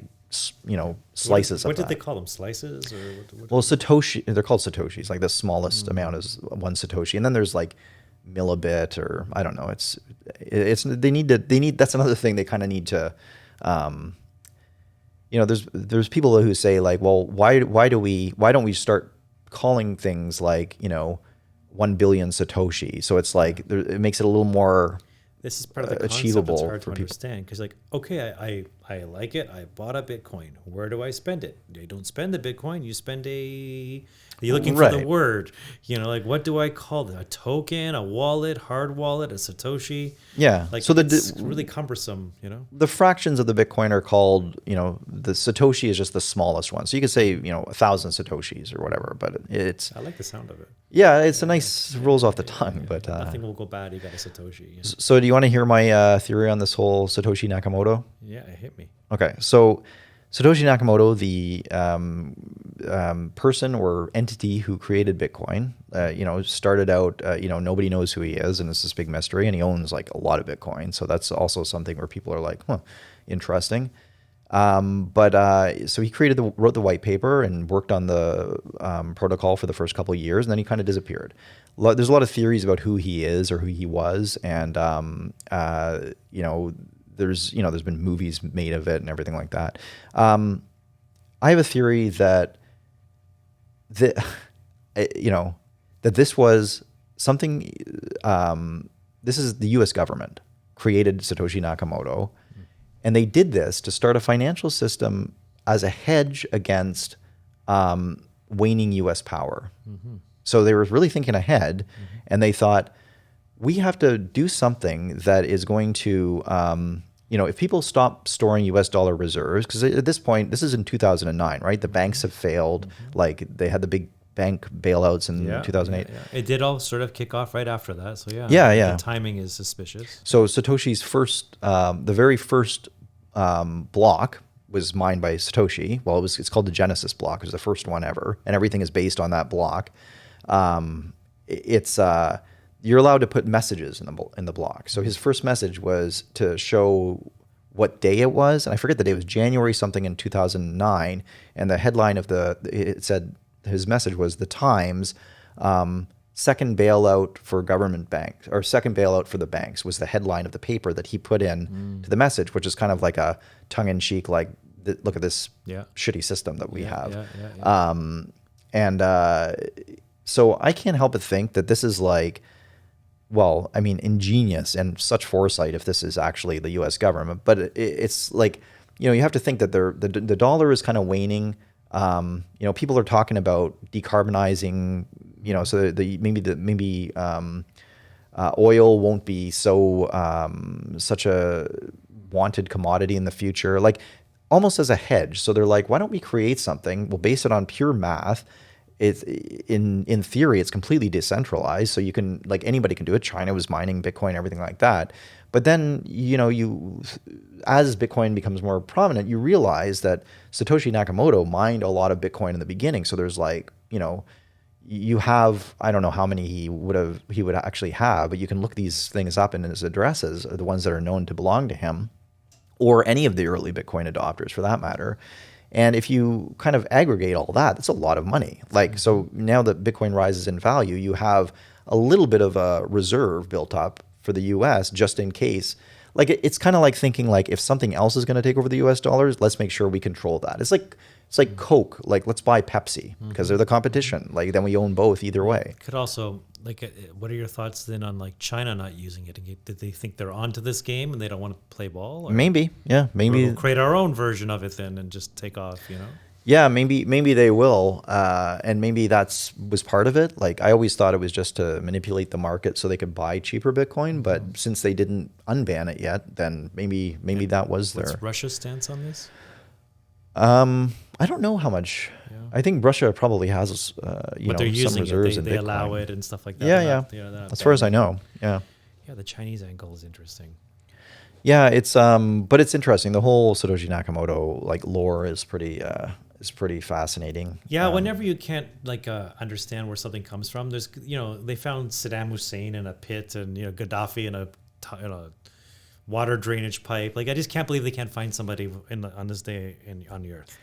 Yeah, it's hard to. Well, that's the other thing. So it's like you start thinking, like, okay, well, how can they not, you know, with all the resources, like, it's not like Bitcoin is like trading at $100 anymore, right? It's enough money that, like, you know, major financial institutions are involved. It's like when a plane goes down, you tell me they really can't find it. They can, you know, if I see galaxies on the other side, you know, this light that is hitting the earth is from 3 million years ago when the star blew up, and you can't find. I just have a hard time believing, with the resources we have on earth today, that when something is like, what are those stones that are in the States that look like the tablets that have all the words written on them?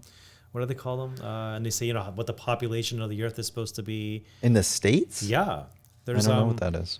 They're called emerald stones. They kind of look like 3 or 4 Stonehenge type tablets that were mysteriously found one morning somewhere in the States on a nice grassy plain. And on them, just like Moses with the 10 Commandments, has like the charting of what they want the world to be. Okay, so it's something like, you know, the world population must be at this. We must have a green sustainable. These are the languages and whatnot. And I believe on there's several stones, and on each side of the stone has the new commandments, let's say, in a different language. So you'll have Greek, Latin, Hebrew, English, with the same things written down. Fair enough. Nobody knows who put them there. Okay. But when a structure has been found and we don't know who put it there, why isn't it taken down? You can't even build a shed in your backyard without having all kinds of variance laws and everything else. And you can just install stones. Well, I've never heard of this before. Oh. Where was this built? Or I can look it up. Okay. Yeah, so they're called the Georgia Guidestones, and they're made from granite. Apparently, they were erected in 1980 in Elbert County, Georgia, United States. A set of 10 guidelines is inscribed on the structure in 8 modern languages, and a shorter message is described at the top of the structure in 4 ancient language scripts. When did they pop up? 1980. And so my point is my point is, like, you can't even get something built in your backyard without going through the government yet. These things can stand around. So there's some weird stuff that goes on in the earth. Like, these are giant stones. Well, I mean, yeah, like, there's weird stuff that goes on. I think that something like that is probably somebody just put them up one day. Like, Sure, but then why didn't somebody take them down? well, where were they put up? Like in the middle of nowhere, or In a grassy field, yeah, I don't know. maybe it's how- kind of like a tourist attraction now or something. It could be, but then they have to be legalized. They got to be something, there's weight that can fall on somebody. Somebody might be sued. Maybe. I mean, I think there's a lot. Well, again, I can't wait till we do our conspiracy theory episode. But I think there's a lot of things that we just don't know about that happen that are behind the scenes. Like, I think this whole Satoshi Nakamoto thing, I feel like it's unlikely that this was one guy who created this and started, sort of putting this out into the world, and nobody knows who he is. Like, I think Hal Finney was sort of the leading contender, who was a cryptographer that lived in the same, he's sort of in the space. It was all these like cypherpunks that in that era that were doing these kinds of things, but they all sort of knew each other, and it was like, this guy kind of came out of nowhere, and he created this thing, and it was beautiful and brilliant. Like, I just don't think that that kind of thing is usually done by, those kinds of people are usually picked up by, government agencies to develop things like this, right? So that's not a good enough reason, but I just think that, it would be a very smart thing to do by the U.S. government if it happened that way. And then you get the silence afterwards, and just a lot of things that happened after regarding Satoshi. Like, you just start thinking like, well, if it was just some guy who did it, it just seems like we would know who he is by now. Well, you do have to wonder too, like just the timing of things, because they used to be a big thing, like the American government. Should we? We have to vote in Congress whether we can spend more money and go over how many trillion. Right. And it was and it was such a big thing. And every couple of years, here we go again. Are we going to raise the debt ceiling anymore or not? I don't know. And especially with the pandemic and stuff, it's like there is no more ceiling. People Right. are spending there is a new system coming, and let's forget to the point us being in Canada, when you have the Prime Minister saying, well, the debt will just take care of itself. The budget, Budget will just take care of itself, and then in turn the debt that goes along with the massive, spending that they were doing. Doesn't really seem like anyone is really concerned about, maintaining the integrity of the financial systems we already have in place. Yeah. And you have to ask yourself why. I think so. I have this whole theory called, it's almost like, I don't really have a name for it, but it's like the God, you put God into the equation. Maybe this is a bigger topic, because I happen to believe in God and it's sort of a divine plan and everything like that. And, I don't claim to know it, or, whether it's a static thing or whatever. But I do think that there's a God. And I sort of, when I look at things like, nuclear proliferation, or, why we haven't all destroyed each other by now, I think it's kind of the God effect. It's like, it's almost like the anthropic principle, where it's like, if somebody, the anthropic principle is kind of like, if you, the reason that our society, it's implausible that humans would ever have kind of come out of nowhere, right? So it's like, and the anthropic principle says, yes, but even if it's so improbable that it wouldn't only happen once in a, bazillion, whatever you want to call it, years or something, we're still the one that's in that year. So it seems like statistically it would be improbable, but we wouldn't be around to observe it if it wasn't. Mm-hmm. You know what I mean? So it's kind of obviously meta, but it's like, in a way, it's kind of like that. It's like, we haven't blown ourselves up, and you could say, well, it's like it's never been in our best interest, but there's been a lot of cataclysms that sort of should have happened. Like, we haven't been hit by an asteroid in a while. You know what I mean? Like, there's a lot of things that I feel like should have wiped us out, and I feel like it's probably but I think that it makes sense as a theory that it's just God just hasn't allowed it yet. And I know that sounds loopy, but it's like, when I apply things, when I apply that to various subjects, things sort of make sense and coalesce. So this is, I mean, this is obviously, I guess, a bigger conversation, but it's, you know, So Jesus won't allow crypto to go down. right. Well, no, but it's like, it's a little bit like that in the sense that there seems to be, you know, when you see things like the Cuban Missile Crisis not kind of evolving into a full-scale war, or you see, like, there's people working behind the scenes, is what I'm saying. Oh, for and, sure, and I think for the people sure. that we see on a day-to-day basis, like the Joe Bidens or the Justin Trudeau's, like pure figureheads at this point. Like, and you know, the real smart people are the ones that are working, like, you know, wherever, like on the black ops teams or deep in the defense department, you wherever. hope, especially during pandemic of the coronavirus, you're like, where are your Rambos when you need them, working behind the scenes? But here we are. We did go through a huge 2-year shutdown almost. And when you think of things like, if their contingency planning is so far ahead that they're doing things like developing Bitcoin and playing it off like it's a decentralized network, and it's like, technically it is, but let's just start bringing the mining here, and we already have all these reserves, then it's kind of more like genius. Like, that's a genius way to do that. Now, maybe I give them too much credit, but you start wondering about other things, how things have played out in the world, and why, you know, people, like you said, like, don't sort of seem so concerned. Like, why, you know, we don't have any manufacturing in North America, or very little anymore. So, like, is there a concern in that, and intellectual property going away? And it's kind of like, I don't know, it's like when it really comes down to it, I think that the governments of the world are kind of like, I think the really smart people are already thinking like 20 years ahead. Yeah, unfortunately, we never get to see who these people are and have some faith in it. True, Because yeah. we look at our leaders, as you mentioned, you're like, I don't know about the Yeah, future. like, this doesn't see. Yeah, yeah. You're like, No, it's show true. me these geniuses behind the scenes, you know? Yeah, maybe it's just wishful thinking, but you know, I guess if it's not, Or maybe it's the tension, just like everyone's got just too much at stake, and so there's no, a team of top 10 people in each country, but literally just thousands of people. Like Toyota doesn't want something bad to happen, so their best people are working on it, and IBM doesn't want something bad to happen to the world, so their best people. You know, maybe. like you wonder, like, just, like how many of these companies, just private companies, don't like don't want World War III to happen because it's bad for business. So they're actually, involved way more than we would think with like Russia and Ukraine not getting to something bigger. Yeah, maybe. And I mean, there's a certain argument where it's like, okay, for World War III, it's like really nobody wants it to happen. Like, so it's kind of like, maybe that's just, it's all sort of blustering, and like, like maybe Putin is like, I'm sure he doesn't want Moscow to go up in smoke, you know what I mean? So it's like, well, it really just comes back to mutually assured destruction. But like, I don't know, it never, when you're hearing the stories about this, like, there's a real brinksmanship that goes on. So you're kind of like, it seems like, it's like one day he's going to wake up and be like, you know what?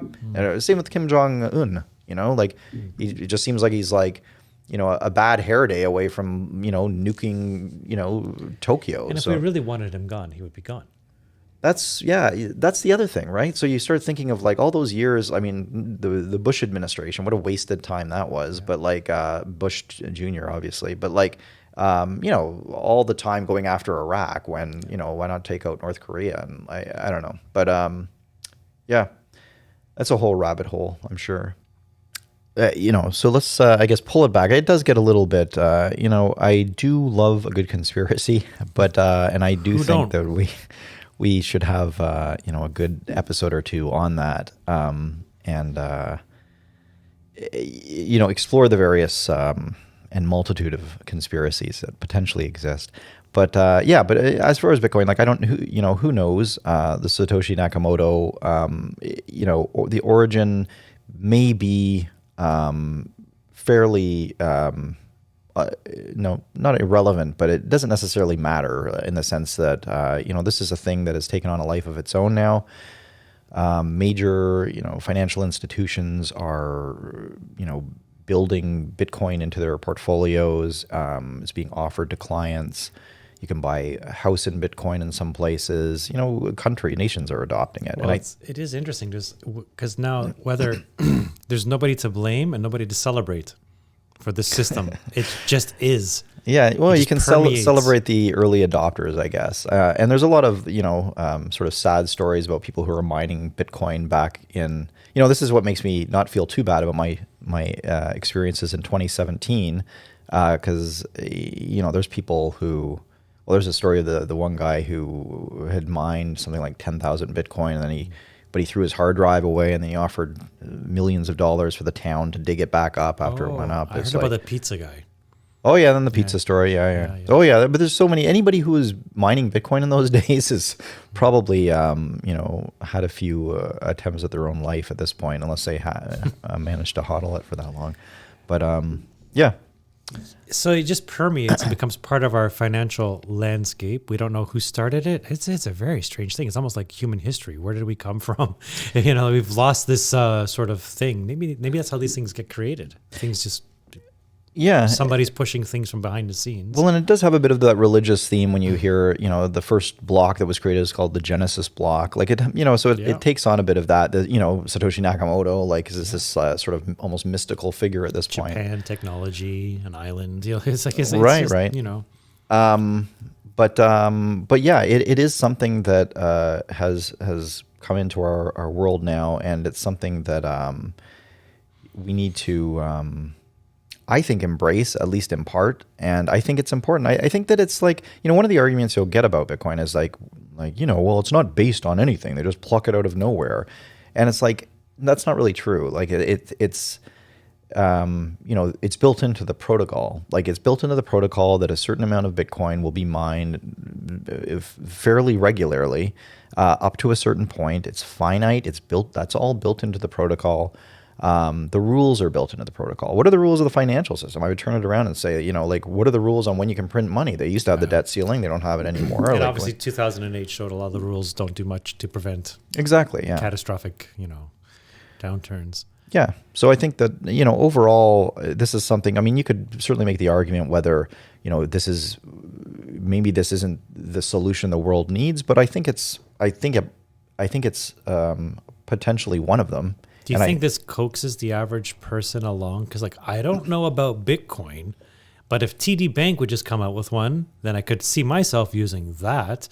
And so then a certain percentage of the digital currency globally is going to be decentralized, but they're not really worried about that. They're just using that as it's interesting, just as an early adopter, get the message out there. And I don't want to say bait and switch, but then they'll present the legitimate digital currency afterwards, which everybody will run to because that would be perceived as more legitimate, or at least sold that way. Yeah, I guess if you wanted to be cynical, you could think that the U.S. government created Bitcoin, and for that purpose, it's like this will get people on board something initially, and then we'll change to the CBDCs where we'll have more authoritarian control. We can start issuing, basic income. And it comes off as so freedom and autonomous, and personal freedoms. And like you said, it's a bait and switch. And then you switch over to the controlled version.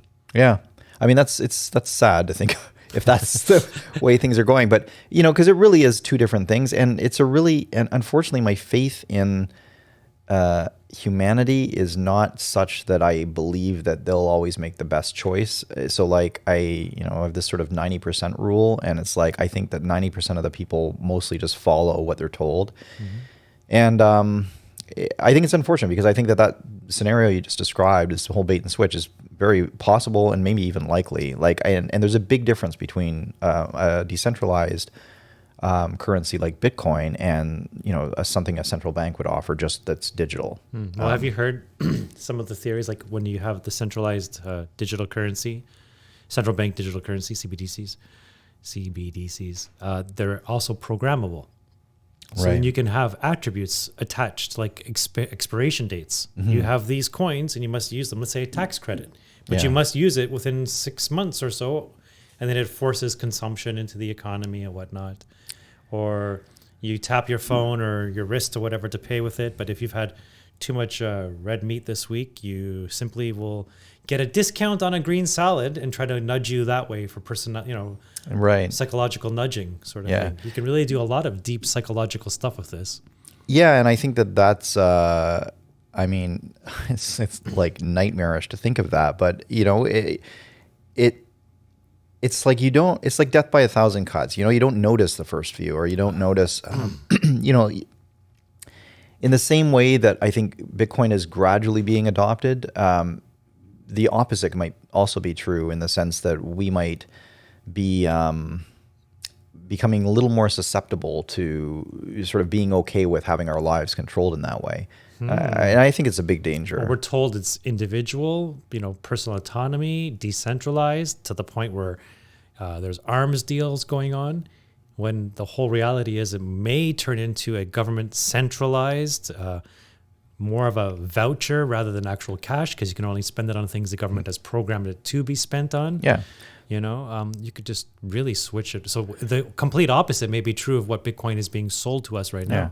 Well, so I want to just make clear that we're talking about, these are two different things though. Like They are. Bitcoin is one thing, They and are. then you have the CBDCs, and then you have, but what you're saying in terms of a psychological shift in, acceptance of something like a Bitcoin, and then just be like, well, this is basically Bitcoin, what we're offering, but it's a lot easier, and you're insured, and you don't have to worry about like finding a wallet. In fact, we'll just send you some. We'll give you some free. Like, here's your $100 of, Canada coin or whatever, like that we'll send to you, and you can spend it on whatever you want, but it gets people on board that. You may hear that's sort of like, I know digital currency is the future, but I just want the legit one.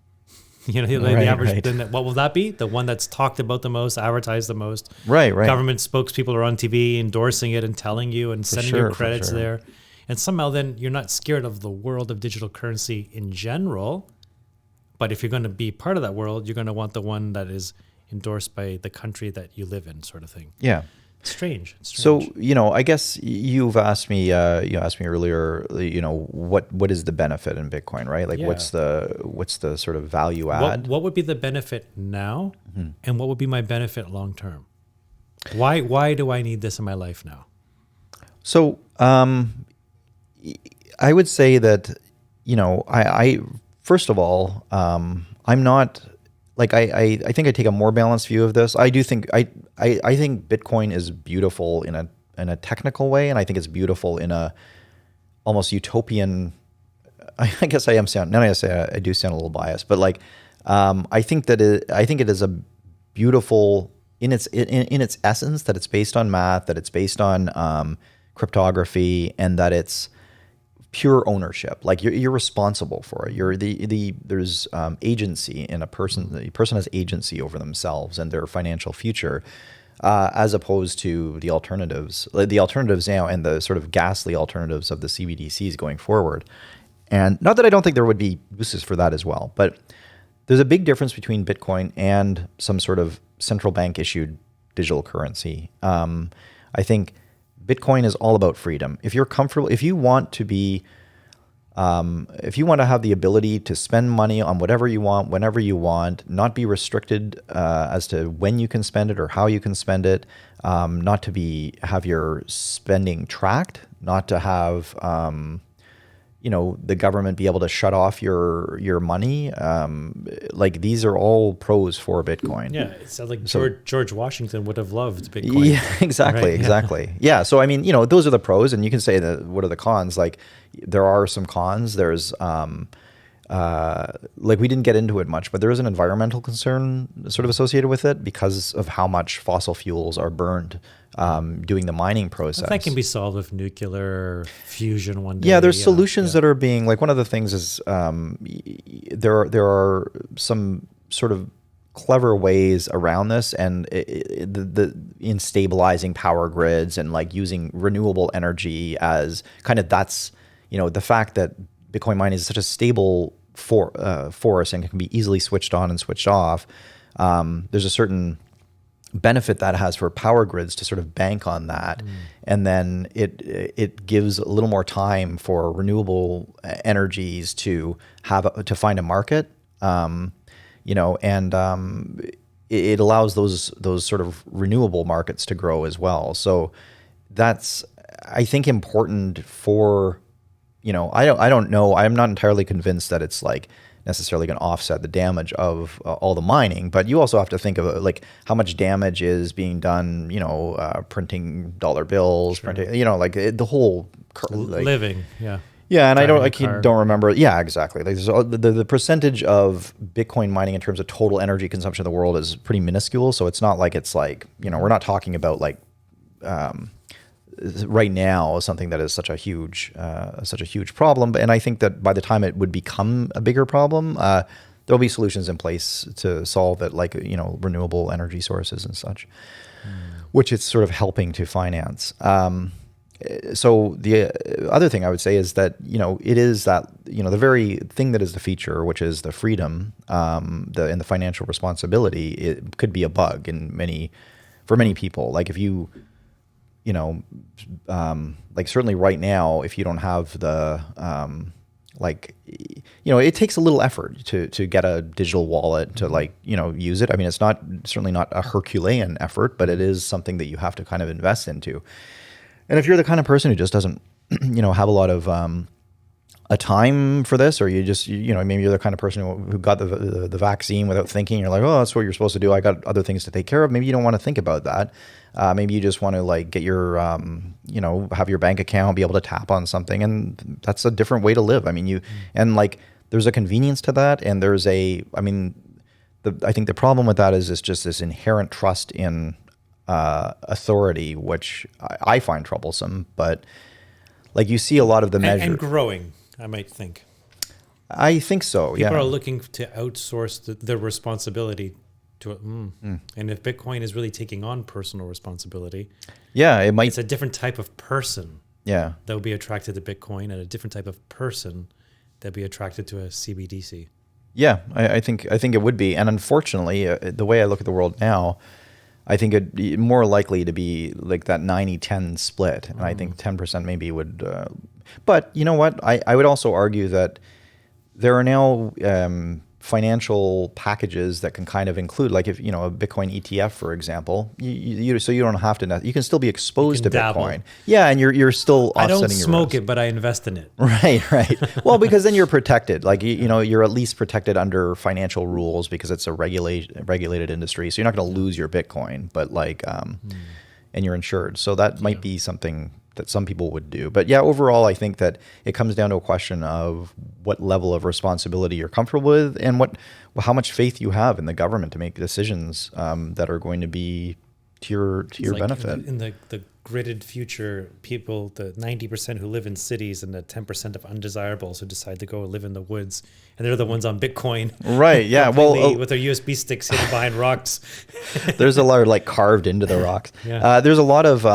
X marks the spot. Yeah. There's a lot of...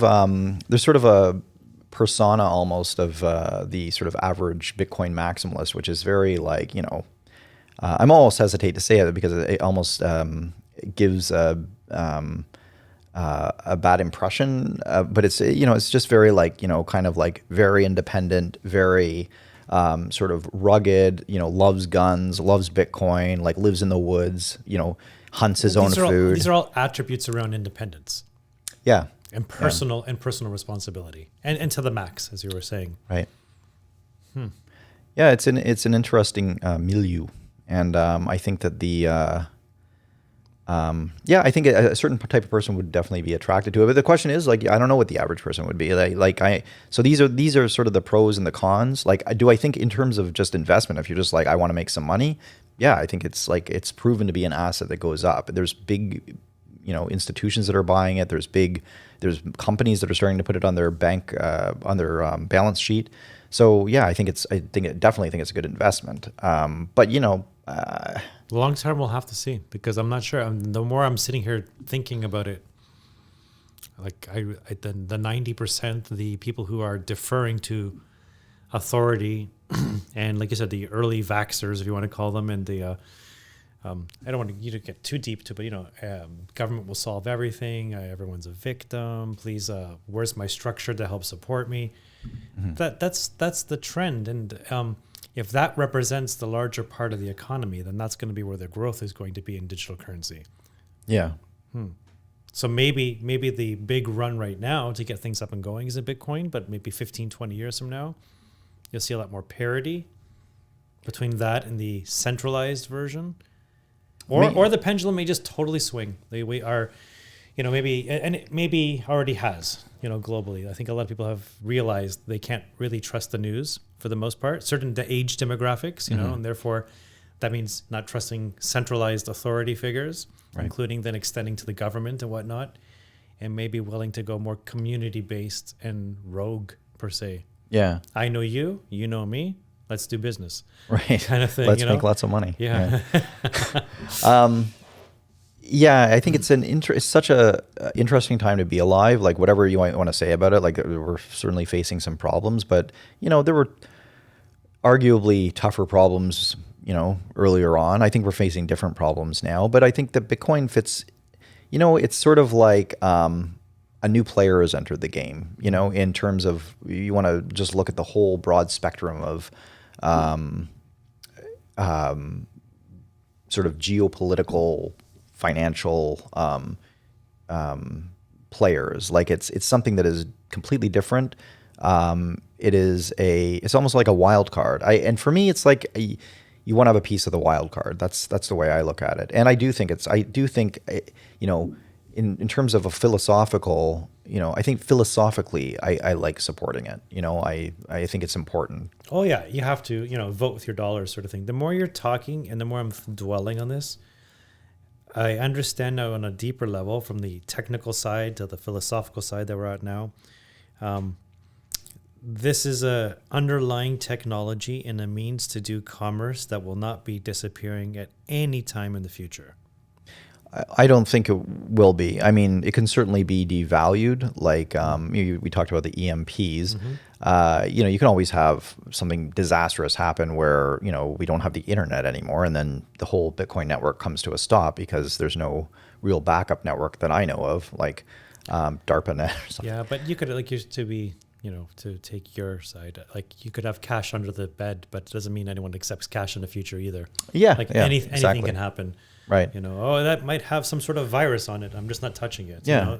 It's a hedge, like anything else. Like you want to have redundancy built in, and I think it's also a hedge that you can make a lot of money off of. So it's because of the how much are you interested in this as a stock investment, and how much are you interested in as an actual form of currency? I think almost more than both of those. I would say as a store of value. I think that we're heading into some uncharted territory in terms of geopolitically. Isn't that incredible? You're saying a store of value on the most untested, perhaps, right, component. Yeah. And what does volatile. that mean about our legacy systems? Yeah, exactly. Yeah. It I think belies a real sense of distrust, and I feel that distrust because you can see it, and it's a distrust in the value of the dollar because of how much money is being printed. It's a distrust in our government's ability, or ability to put their hands into our pockets and seize our assets if they want to. And it's a distrust, frankly, in society. Like I think for me, I look at what happened during COVID, and I just think there were a lot of people that were real quick to take the government side of what they were presenting and not question it. Oh, yeah, and whether some of it was right, whether it was based on truth or not, like there was just this unquestioning acquiescence. When you say trust the science is really saying like trust authority. Right. Yeah, because people aren't distinguishing. Like trust the science should be trust the scientific method. It's not an institution. It's not a thing. It's about a process. Yeah. And I think that people forgot that, and and I don't necessarily trust that they won't forget it again. So I think that Bitcoin represents a hedge against society in some ways. We're saying like, look, everything else can get all screwed up, but I'll always have this, and so will the people that think like me. Unless we go total thermonuclear, no more electricity on Earth. Yeah, but again, then we have bigger problems. Then it's like going to no currency is going to save you. how to figure out how to hunt squirrel in a sewer.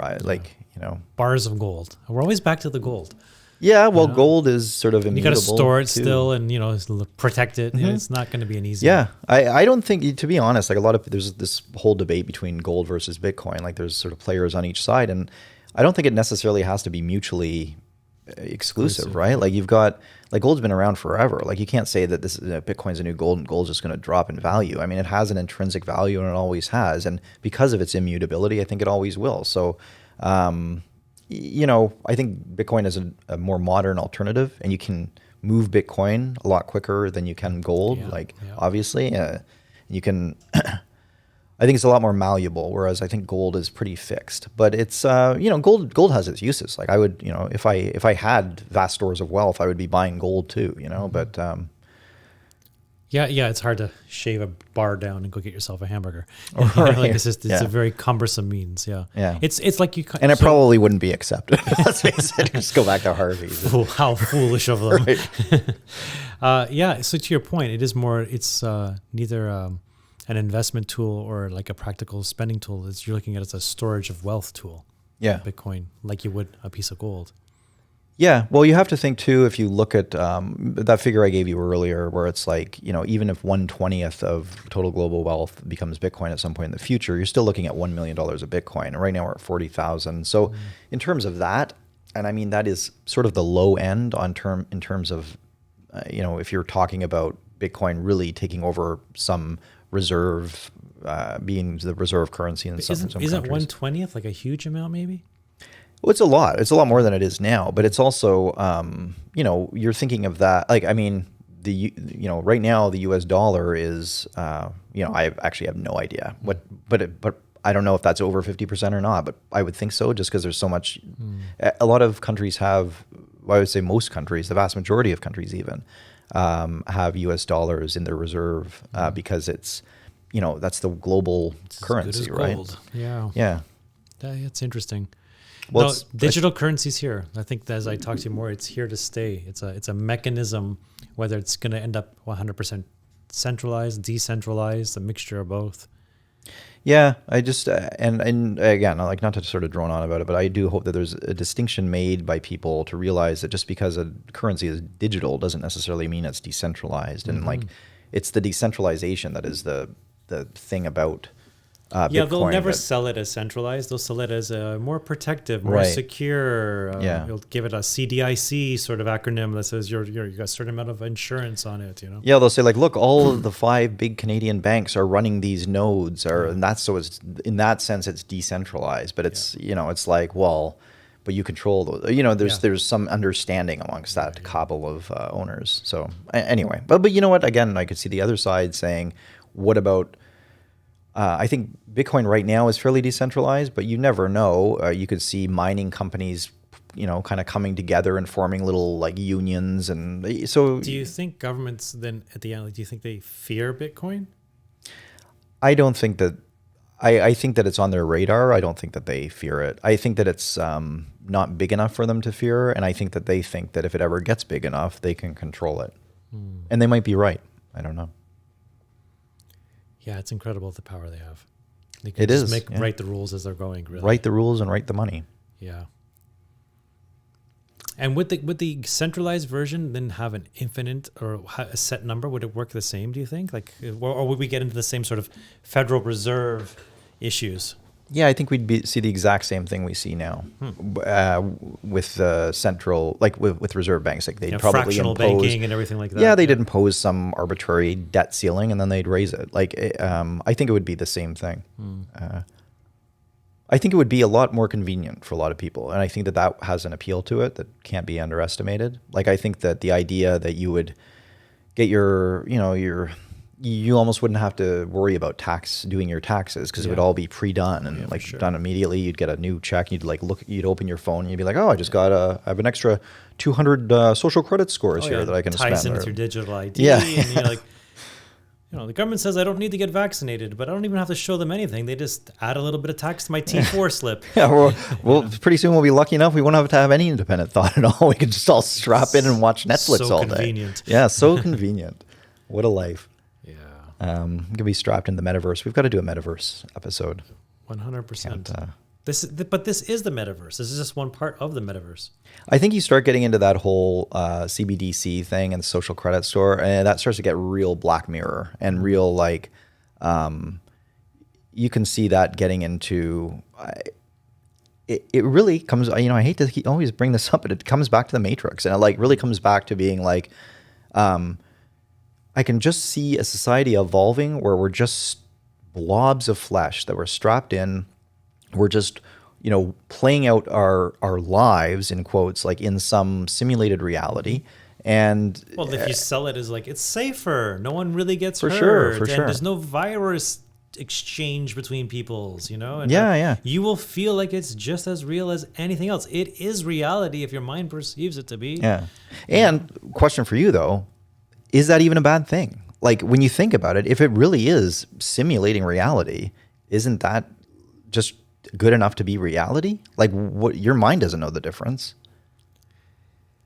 So, and it is safer. You know what I mean? Like maybe this is like, it's like paying for a prostitute. Like, yes, you get what you want, but it wasn't real because you didn't earn it. Maybe there's the value in the struggle.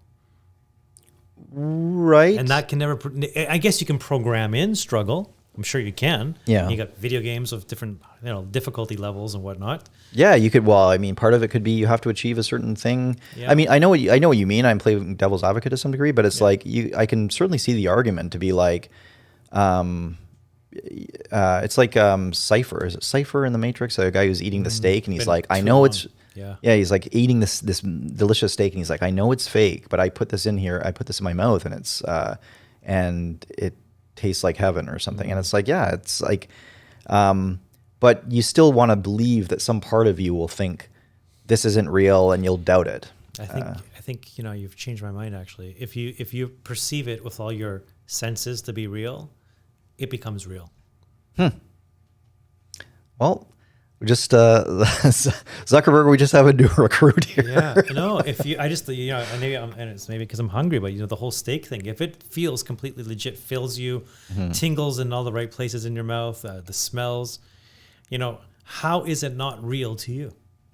Yeah, exactly. And you're also safe because you're protected in whatever physical structure they have. You're you're experiencing a lot of things you would never experience in life. You're traveling, you're meeting people that exist or don't exist in reality. Yeah. So like if you really think about it, I mean, it sounds like a dystopia, but maybe it's a utopia. Heaven on earth. Yeah. And maybe it's the only way to achieve heaven on earth, right? Like how many people, well, think of the average, I don't, maybe this is a whole other episode, but I think about the average, think of Jeff Bezos. You guys got a pretty good life, like, pretty incredible life, like going up, I just watched that Netflix, Elon Musk going back to space or whatever. Okay, good documentary. It's just kind of came out, and I find Elon Musk is like the poster child for somebody who has just an incredible life. Like I can just assume, like he just wakes up and he's like, what am I going to do or say today? And it's just like changes the world.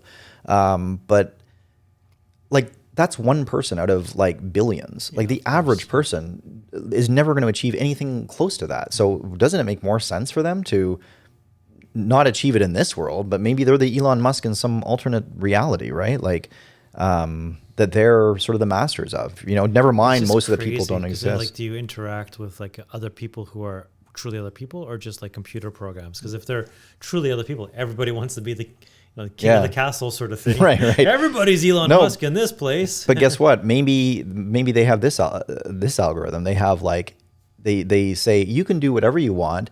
We're going to mix in a random amount of real people and fake people, and you won't know which ones they are anyway.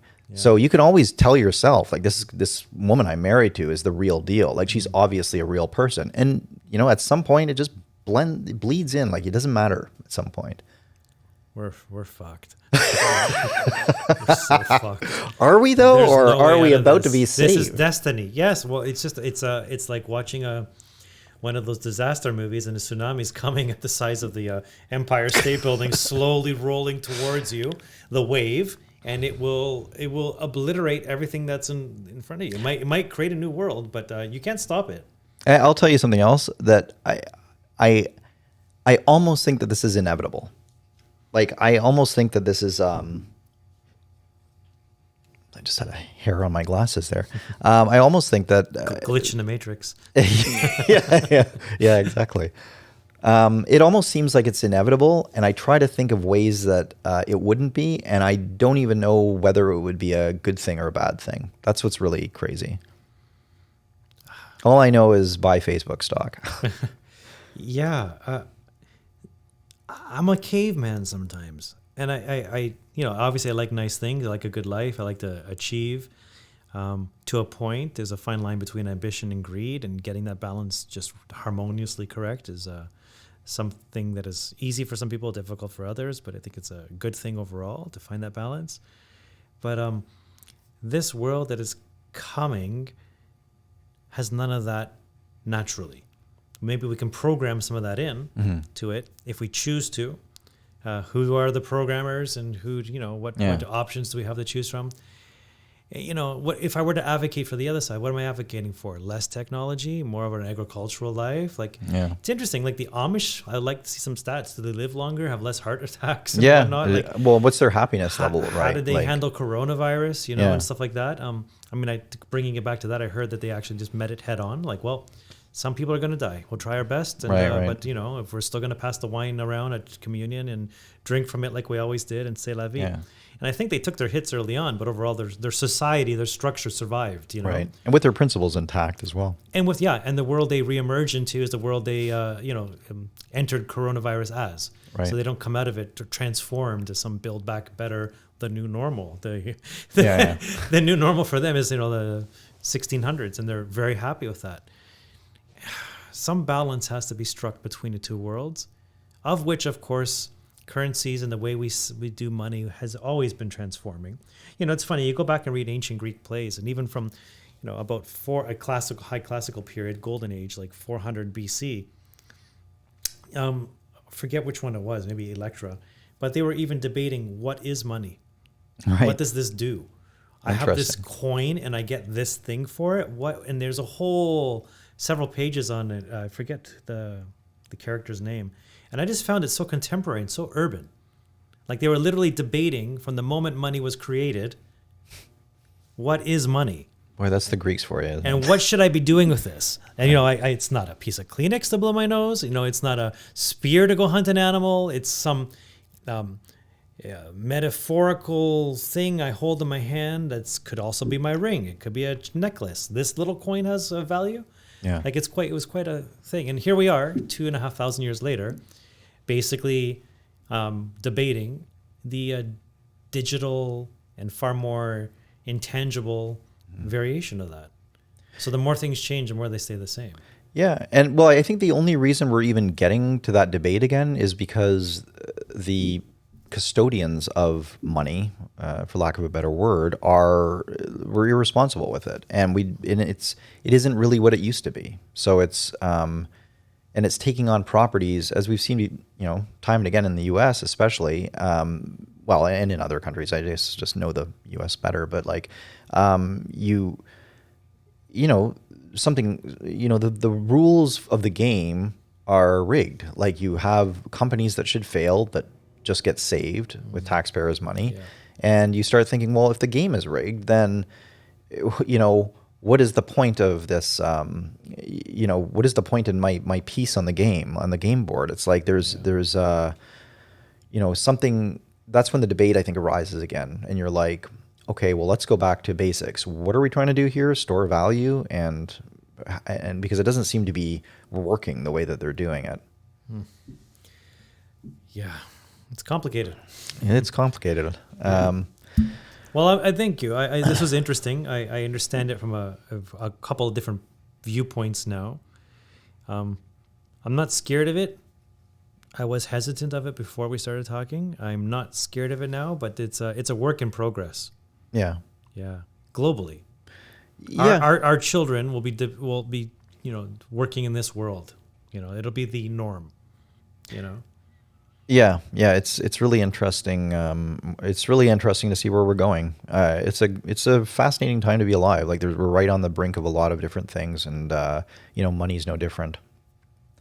So yeah, what we'll do is we'll put maybe some links in the notes, because there are some good. If you want to learn more of the technical aspects of Bitcoin, there are good videos out there, and I would definitely recommend to read the Satoshi Nakamoto white paper, which is, I think you can find still at bitcoin.org. I don't know, but I'll find out and put it in the notes. But there's a lot of great information on this out there, and I think if you're interested, go forth and seek knowledge. What do you got to lose? Hey, actually, I wanted to say this one last thing. There's a great, it's an adage. So, but you see it when you're logging into it's like a Linux root. If you want to sudo to something and it's like giving administrator access or whatever. It's a sudo command. And it's like there always comes up as the adage: with great power comes great responsibility. And I think that's a lot of what Bitcoin is too. I think that sort of translated into the Bitcoin ethos, where it's you can do a lot with it. The world can be yours, but you have to be responsible and own that responsibility. Yeah, own the responsibility. Yeah. So on that, unless do you have anything else you want to add? No. It's great. It's personal responsibility. I'm just going to think, but it'd be nice if it could be like personal responsibility with like asterisks. If you get in big trouble, we'll help you out. Yeah. Something in between, man. Yeah, no, it's true. But it might be that we can't have it both ways, or maybe there'll be some other solution that comes along that will let us do that. But okay, that's for another day. Yep. Okay. All right. And good night, and thank you for listening. Take care.